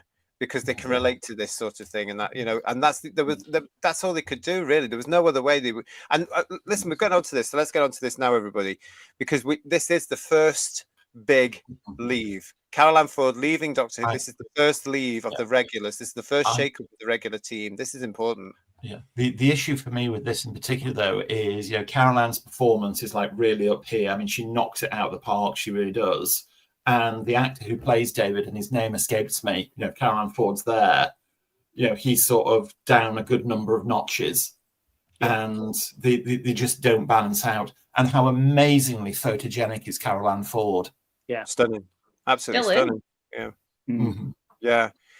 I mean, this must have been a culture shock, because it had been announced in the British media that Carol Ann Ford was going to be departing Doctor Who. Whether or not children of the day saw that, because it was a newspaper, and as kids we never read the newspapers back in the day. We were always too busy with the Beano and the Dandy. But, you know, it's for some of them they wouldn't have known. So this would have come as a culture shock here. But they had to give the audience, they have to give the children that reassurance, didn't they, that she was going to be okay, because she was never seen again, apart from one thing 20 years later. More or less, you know, in 1983, she was never seen again. And you have to say that you think the Doctor would at least let her pack a bag. I mean, he locked her out of the TARDIS with only the clothes she was standing up in, and with only one shoe as well. Again, I think this is brilliant. I'm going to come to this now, because I love this, because this is where the Doctor knows what he has to do, and it's killing him. This is his granddaughter. This is his family man. The only existing member of his family, as far as we are concerned, that is alive and around. And he's about to leave her in a foreign world, in a lost time. And he knows at this particular point, there's no way he can ever get back to her, because the TARDIS at this point is erratic. Let's face it. It's absolutely beautifully delivered by both William Hartnell and Carol Ann Ford. I mean, William Hartnell is just wonderful, absolutely brilliant way he's talking about the shoe and all the rest of it, and he finds an excuse to go into the TARDIS. It's so poignant and so beautifully done, and it struck me when I watched it the other day, as we said earlier. Not only were episodes recorded in episode order, they were done like a play, and you started at the beginning of the episode and went through to the end, so you suddenly realise this was probably the final scene that William Hartnell and Carol Ann Ford actually filmed together. Which, you know, really must have racked the emotion up by another 10 notches for both. I think you can see it. I think you can see it, because this whole scene is amazing for the fact. I think you can see this. I love the way it's done with the bit where the police box door is open for her. It's open, and she's torn. Carol Ann's playing this beautifully. As you say, she goes for it here. She's torn. She wants to stay where she is, but she also needs to go with her grandfather. You hear her saying, don't you? He needs me. He needs me. I love that bit where he hears this, because he's watching. You've got Ian and Barbara in the background. They're going, oh my God, what's going on? And I love the fact that the Doctor shows that alien side, because he makes the decision. But there's this little point that I actually found this time round quite moving, because it's this point where there's a little from Hartnell, not from the Doctor. It's from Hartnell, because it's as though Hartnell knows, I've got this speech to do now, and he does it brilliantly. And it's this speech, and he closes that door, and then there's a little bit, and you can actually see him more or less gulping this line, where he breathes and he goes, right, this is it. And that goodbye scene, the first in Doctor Who's history, is stunning. He delivers a masterclass in that. It's beautiful. He also delivers it faultlessly, no fluff, so that, you know, he was allegedly because famous he has his little breath. It's a motive breath. If you go back and watch it now, Who viewers, go back and watch that bit now. There is that little, and it's beautiful. And that's William Hartnell. It's not the Doctor. It's him going. And William Hartnell, his emotions must have been in a heightened state, because he would have known. Because it's very well known that there's a big bond between him and Carol Ann Ford. And he must have been going through his head, this is it. This is the last time I'm working with Carol. This is our final scene together. I'm saying goodbye to her. Because if reports are accurate, he wasn't happy about her leaving, and likewise when Jackie and Bill left as well. I mean, so he'd had such a close bond. So it's coming across as a bit of method acting on there, but you can really feel the emotion from Hartnell and the Doctor coming together. It's beautifully done. Well, I mean, Carol Ann Ford has said that William Hartnell, on more than one occasion, actively trying to get her to change her mind and renew a contract. He didn't want her to go. Yes, I think Carol Ann said that at conventions, hasn't she? Yeah, but it must have been a culture shock for him, because he must have thought that his little gang was going to stay for the duration of this series, which he reckoned about 6 years, didn't he? Originally, So and he must have thought that they were all in it together. I suppose you would do, really. But this first departure, there it is in his performance. I thought, what a performance! How magical! But it was that little bit there where I just saw him. That's the first time I've seen that bit. I've noticed that bit where he takes that breath. It's stunning. And go on, Paul. I was going to say that the bit where just before he does the speech and he says, "I've double locked the door. You can't get in." That's heartbreaking. That line as well. I mean, I think farewell scenes always work better when it's what's not said rather than what is. When they go so far over the top, like anything modern. Well, I wouldn't say, when David Tennant bowed out the first time and he did that 20-minute victory lap where he revisited everybody. And I remember sitting there watching and going, "Oh, just get on with it." But the only breakup on that for me was, "Yay, Liz!" But it's more impactful. This I mean, this is 60 years ago that this was screened, and it's still more impactful today than a lot of the stuff they do today. When you compare it to the Millie Gibson exit scene earlier this year, this is more. This is for me. This is so much better. Yeah, I mean, the fact that this still packs a punch 60 years down the line, is a testament to how good it is. Totally. And certainly other companion departures where, it was more or less, "You off then, bye." It's a lazy myth, though, that there isn't any emotion in classic Doctor Who. And there's lots of companion departures which are equally as emotional. Green Death, War Games, etc. Lots of lovely moments where you get lovely emotion from the actors. Well, we've got a lot of that coming out into the chat as well. As you can see there, Paul Spenterford is saying, "I absolutely adore the way that Carol Ann Ford and William Hartnell play the departure scene. It still gets me even now." Dalek I, who was watching it at the time, exactly, JT, "I was not aware of Susan's departure and admit shedding a tear or two." Pete Harrington, it's also saying it's heartbreaking, that scene. Lex is saying to us, was there a hint that he was letting Susan go when the doctor said Susan is an excellent cook? Yes, absolutely. He was looking, he was aware. There's another line in there as well where he says something like, "Oh, there's a lot changing," or something. He alludes to that. Or I'm noticing a lot. I can see something's cooking. I can see something. The departing speech is iconic moment, rightly so. I saw it first on the 5 Doctors, and it even carried the emotion before I knew the full context. That's because Hartnell plays it so well. Stephen Braddock, the Doctor listening to Susan and David's conversation outside the TARDIS before closing the doors, is still heartbreaking. Graham has said a lot of comments coming through this, guys. Graham is saying wonderful scene, and Nibbles, tears every time. Paul Richards, the scene where the Doctor has a slight delay before he hits the close the door switch is a nice touch. It's absolutely wonderful. And I don't think it was rehearsed. I think it's natural. I think it's William Hartnell rather than the Doctor. Yeah. And Susan leaving was the saddest thing I ever saw. And William Hartnell felt the pain, I am sure. And when the TARDIS is gone, Susan drops the TARDIS key on the ground. And so Susan slowly walks away with David. It was so important for them, wasn't it, to do it? They got it spot on right. I mean, to me, this is on a par with Liz Sladen's departure scene in The Hand of Fear. Oh, don't. Let's not go down there, please. Yeah, it's what's not said that gives it a huge impact and gets you every time. The only criticism I would lay at, that last shot of Susan taking the TARDIS key from around her neck and dropping it, is pretty obvious symbolism. Yeah. I thought that, you didn't need that sort of sledgehammer moment at the very end. Yeah, it was bringing it home. Come on, kids, you're never going to see her again. She doesn't need that key anymore, It hit him hard, said Sean Cry. And G35 saying to us, "I never really took to Susan as a character. Too much screaming, crying and squealing. That leaving scene, though, OMG, the best leaving scene in Classic Who, thanks mainly to Hartnell." Really, I mean, he's just brilliant, isn't he? I agree with that, and actually, that I found her quite screaming and crying and just like, "Shut up!"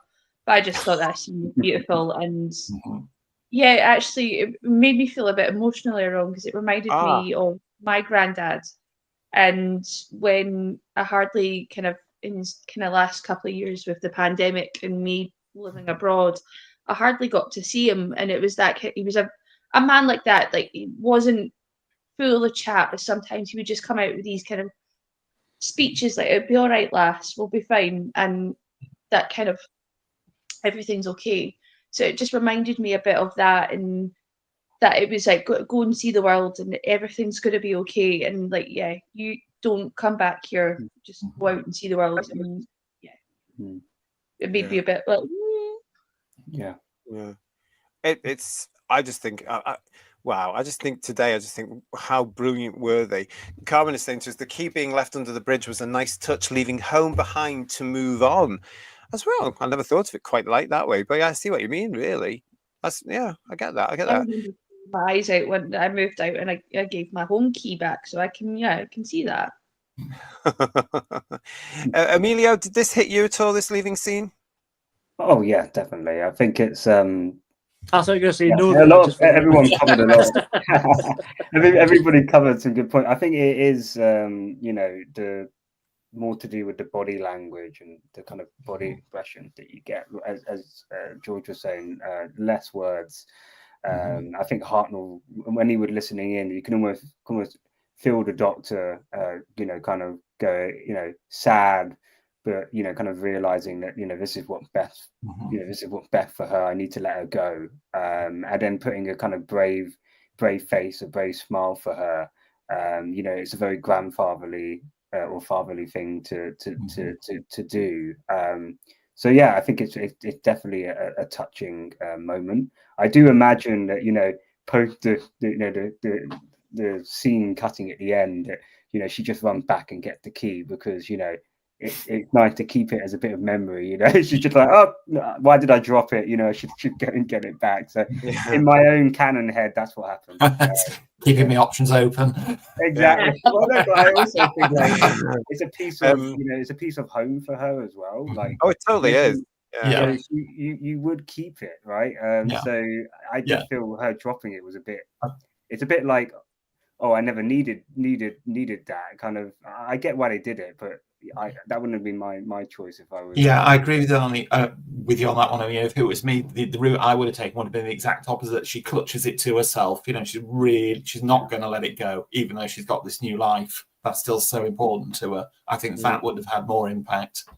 I also think the way it's shot when he drops the key, if they are going to use that as an image, you can't really see the key properly at the end. It's really badly shot. The other thing is, again, because of camera constraints, I assume, and all that sort of stuff, the actual staging and blocking of taking the key off is actually quite clumsily done. Yeah. And that could have been avoided. It's also for the fact Carol Ann didn't drop it correctly. Let's face it. Yeah. get it in shot, love. Paul Richards is saying in the rescue he mentioned Susan, and remember she's no longer with him. That's a lovely moment. It's a lovely moment. Yeah, really is. Dom Goer, though, saying, now listen, everyone in Who's Views, we're going to be coming up very shortly to the scores on the TARDIS doors. So get ready, out of 10, to get ready to put your scores in. I'll give you the go, but that's coming up very soon. I never understood this, though, says Dom Goer. Why would the Doctor maroon another Time Lord without a TARDIS with a bunch of mortals? It's incredibly cruel. Now, this is something I've said up until recently. It was never confirmed that Susan was a Time Lord. Yes, she was a Gallifreyan, but there was nothing ever to say, ever, that she actually went through the academy and was given regenerative powers and became a Time Lord. This is where the modern stuff has actually mixed it all up, because everybody assumes that anybody that lived on Gallifrey was a Time Lord. They weren't. They were just... She's the timeless child. You heard it here first. Stop that nonsense. But, it's a case of she was never confirmed as being a Time Lord, or a Time Lady, as we used to call them back in the day. But... I mean, it wasn't known at that time the Doctor was a Time Lord and could regenerate either. No, we didn't. Yeah. No, we didn't. They didn't know either, did they? But, yeah. I mean, leave Susan alone. Sorry? Leave Susan alone. Like, you've already butchered the Doctor's history. At least the one mystery we have a little bit is around, Susan.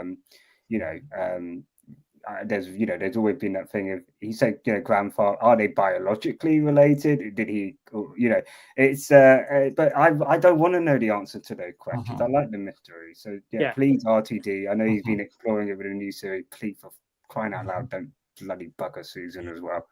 Sorry, excuse Sean. you. I'll excuse you. I mean, we've got to leave where Susan. I mean, it was nice to see her in the Five Doctors, but that would suggest to me, as a fan, she doesn't have the ability to regenerate because she was there in an older form.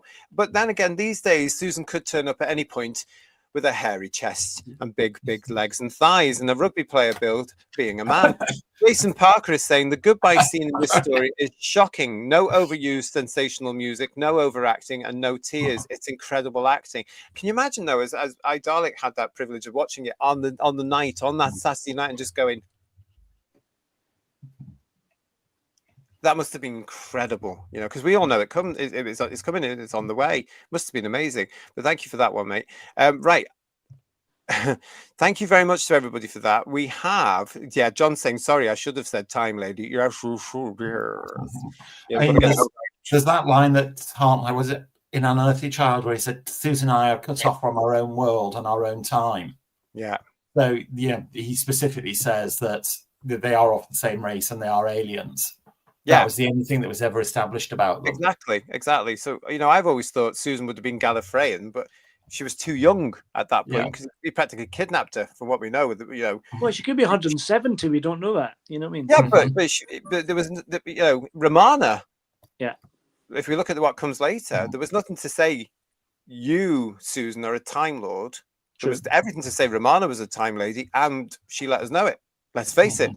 But we'll come on to all that. It's funny. I was thinking about the way Susan's played in this first series and the second series, and it's very much like Rodan in Invasion of Time. When she goes outside of the city, she's like a helpless wreck. That's the way Susan was portrayed a bit, isn't it? That kind of damsel in distress. You know what I mean?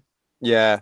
There's a lovely point here from Robert Thomas as well, who's saying a nice subtle touch by Jacqueline Hill in the background as Barbara hand waves Ian to leave both Susan and Agrada to have and own this small intimate moment between them, because she totally knows. She does. She really, really does. And I like to think Barbara said something to her beforehand, although you couldn't prove it in the context. But I would have liked, as their teacher, Barbara, and as an adult human female, has said something to her, saying, you've got to make a decision here, And it's brilliant that Ian's completely oblivious to what Barbara's trying to tell him. Typical bloke, isn't he? What? What's going on? What is it? Typical bloke there. Yeah. But listen, it's that time now, everybody. Oh, yes, it is, where we ask the panel and you at home to give your scores on the TARDIS doors. If you're new to us, what this is, I ask you now for a mark out of 10 for this story, The Dalek Invasion of Earth. Let's run the title.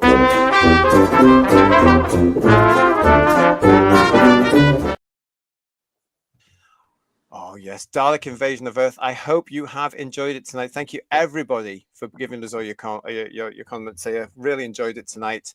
The Doctor has to honour that promise, says Domgo. I hope not. Please, really, no, leave it. And surprisingly, they didn't hit upon Invasion of Earth as a returnable genre until War Machines in 1966, and then not regularly till 1968 and 1970.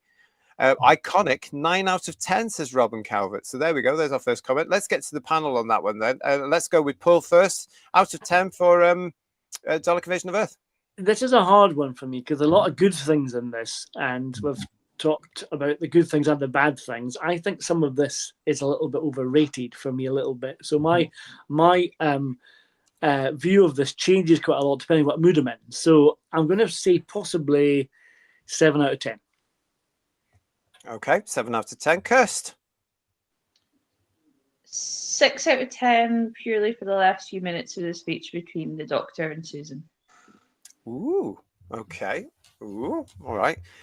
There you go. Not one of Kirsty's favourites then from the black and white era so far. But this is, don't forget. I'm expecting less than that, to be honest with you. This is part of Kirsty's ongoing education from all of us about the older Doctor Who's. But I think that's a good mark. I think that's fair. Yeah. George, what are you going to give this? Like Paul, to me, this is such a mixed bag. I mean, as I said before, the bits that are on point are so on point.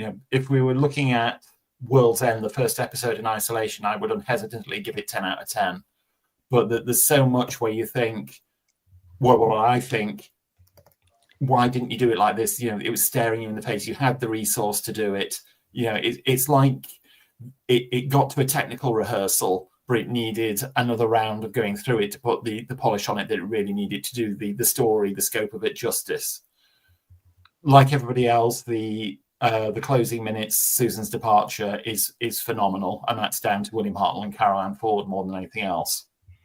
I have to say, overall, I think the film does it better. Okay. I would say 6.5 out of 10. Oh, okay. 6.5 out of 10. Emilio, what are you going to give this one? I'm going to give it, same with Kirsty, a 6 out of 10. I think it's an ambitious story for its time. And I think that I agree the first part is great from start to finish, really builds up the mystery and kind of what's happening, and then the Dalek reveal at the end is very good. I would say for the rest of the parts, it's great in small sections, but it doesn't come together as a whole. So yeah, that's why I'm giving it a 6. And the directing very mixed bag as well. So it's very mixed. It doesn't. Yeah. I think apart from part 1, there's no consistency there across the other parts. Very good. I have to say that, as I said earlier, on Third Doctor, Ian couldn't be with us next to he's working, but he has given us a mark out of 10 for scores on the TARDIS doors for this. Again, for what a lot of the stuff that he was saying before, this is obviously a really big favourite for Third Doctor Ian. Strange because it's First Doctor, but he's given it a 9 out of 10 for the scores on the TARDIS doors. For all the reasons he was saying before, just iconic images, Jenny, Dortmun and Barbara making their way through the streets, dodging the patrols, the absolute stuff of nightmares. But he's giving that a 9 out of 10. For me, I know what you're all saying on this one as well. And again, what I was saying earlier for this story, first episode, I totally agree. Absolute classic. And it really sort of hooks you in. You go, wow, okay, this is going to be great. I love that. And then for me, it's a little bit too long. I think this should have been a 4-parter for me. But I understand why it was a 6-parter, because, hey, it was the Daleks and it filled up 6 weeks of television. And it was big. And it really cemented them. So all the kids at this story wanted Daleks for everything. You know, they wanted Daleks. So well done for them doing that. I do think the direction is a bit, as I was saying, hit and miss for myself. Yeah. Standout performance for me, obviously, is Hartnell. Absolutely superb. Carol Ann towards the end, that last scene with Carol Ann, I think is really, really good. I'm actually going to give it a 7 because I can watch it, but not all the time. It's not one of the ones I go back to, but every time I do, I enjoy it. So I'm going to give it a 7 out of 10 from me. This is probably heresy, but I would rather watch The Chase more often than this, to be honest. But I mean, that's just me. Well, we can compare and contrast one day when we get to it. Let's have a look and see what they're saying in the chat. We'll start with Carmen. Carmen is giving this a 6.5 out of 10. The best they could do with what they had. Another take could have made it better. Oh, yes, I totally agree. Carmen. Yeah, had they had the time for that, they would have done. Graham is saying to us here, got to shoot now, folks. Cheers for a lovely evening. Love our discussions on Proper Who. 8 out of 10. See, that's quite a high one as well, isn't it? That's great. We spoke about Robin there. Robin, thank you again for your mark there. 9 out of 10 from Robin. Forbidden Man is saying to us, it's always a 10 for scores on the doors. Wow.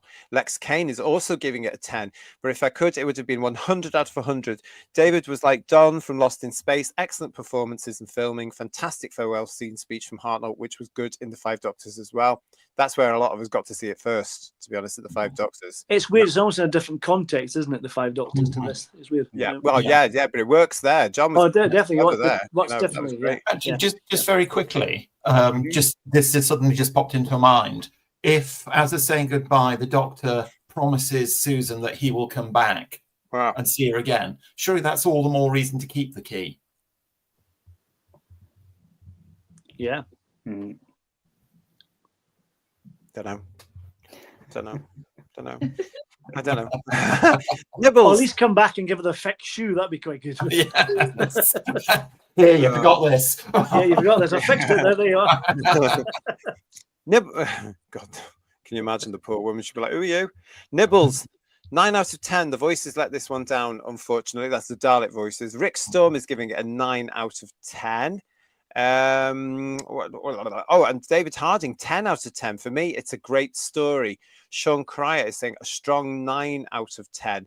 And Paul Stenterford, this is a dark story with some very interesting character moments, punctuated by emotionally driven scenes. This is a very strong 9 out of 10 for me. If only the current show could do as well as this. Well, it can't. That's why we're always never going. Will. Never going to, is it, Paul? Not a chance. Well, Noel I mean- Thrussell, 10 out of 10 was marvelous. Oh, wonderful. Wow. I mean, even, if I was to identify what I thought was the very worst thing about the Dalek invasion of Earth, I'm sure that would still be better than what's being served up today. Oh, totally. Yeah. I mean, this thing is, Dalek Invasion of Earth is a masterclass in all sorts of things when you compare it to the crap we had earlier this year. The Slither's better than the Bogey Monster, that's for sure. Yeah. Well, that's true. Yeah, that's Yeah, absolutely yeah. true. Domgo, it was 10 out of 10 when I saw it all those years ago, and it still is. Only Genesis is better than this. Wow, these are great scores from everybody. Bill Lowry, 8 out of 10. Judicious editing would have cut down the number of episodes, but would have tightened up the story. Yeah. And Sheila B in the Devotion, 7 out of 10. Forbidden Man is saying to everybody, please don't forget to give us a thumb up. That's exactly it. Yeah, thank you. Stephen Braddock, the Dalek Invasion of Earth is a classic, but I'm watching it again. It has its flaws, but where it is good, it's very good. So it's a solid 7 out of 10 for me. Peace is giving it, Pete Harrington, I'll give it an 8. And Dalek Eye is saying, obviously, 10 out of 10. This is great, isn't it? They're really good. Killbot Kill is saying 8 out of 10 for both versions. And John, 9 out of 10. A great story and well performed. Mrs. Leto Pertwee, 7 out of 10.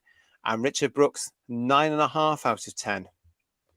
Amazing. These big 60 years of this story at this moment in time. Paul Richards, I'd give this an 8 out of 10. Extra point for the swinging hook at the start.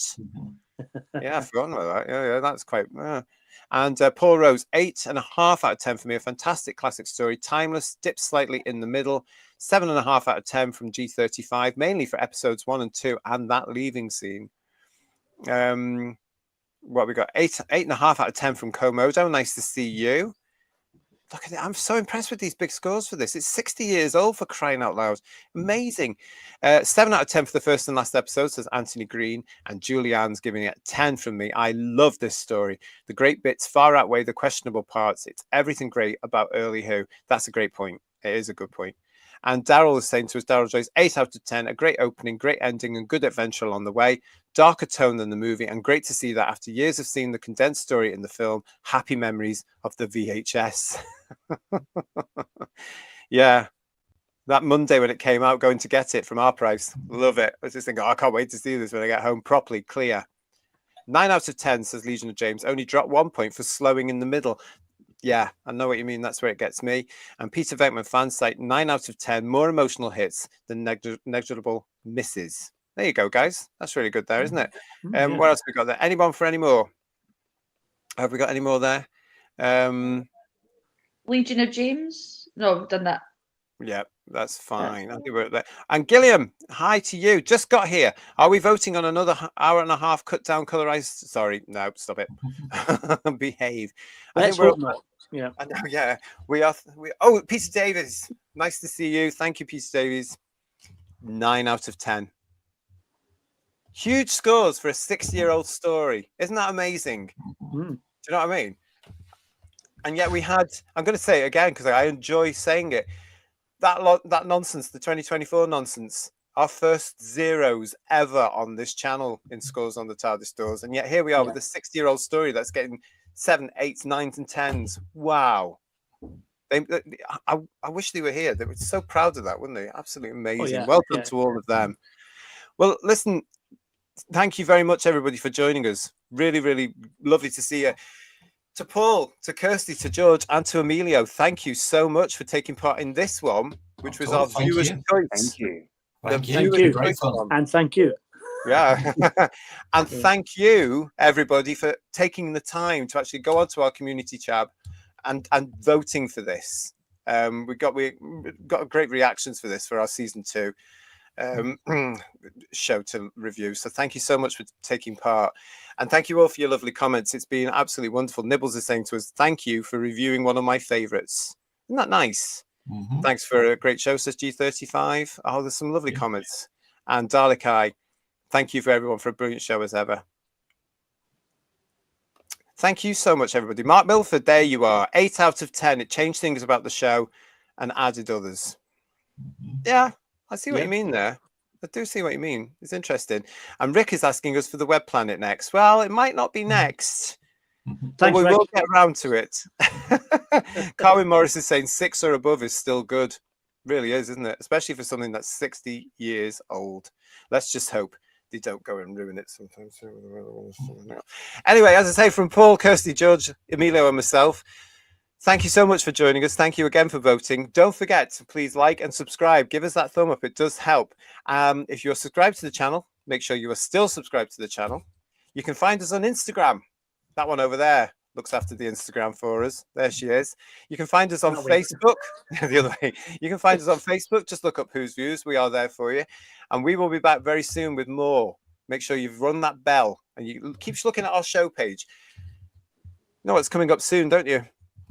Do I hear sleigh bells? We've got some fantastic shows coming for next month. As an old friend of mine used to say, stay tuned. From all of us here for tonight, we will see you again soon. Have a great rest of the evening. Have a great day wherever you are. Happy Thanksgiving. Bye, everyone. Bye.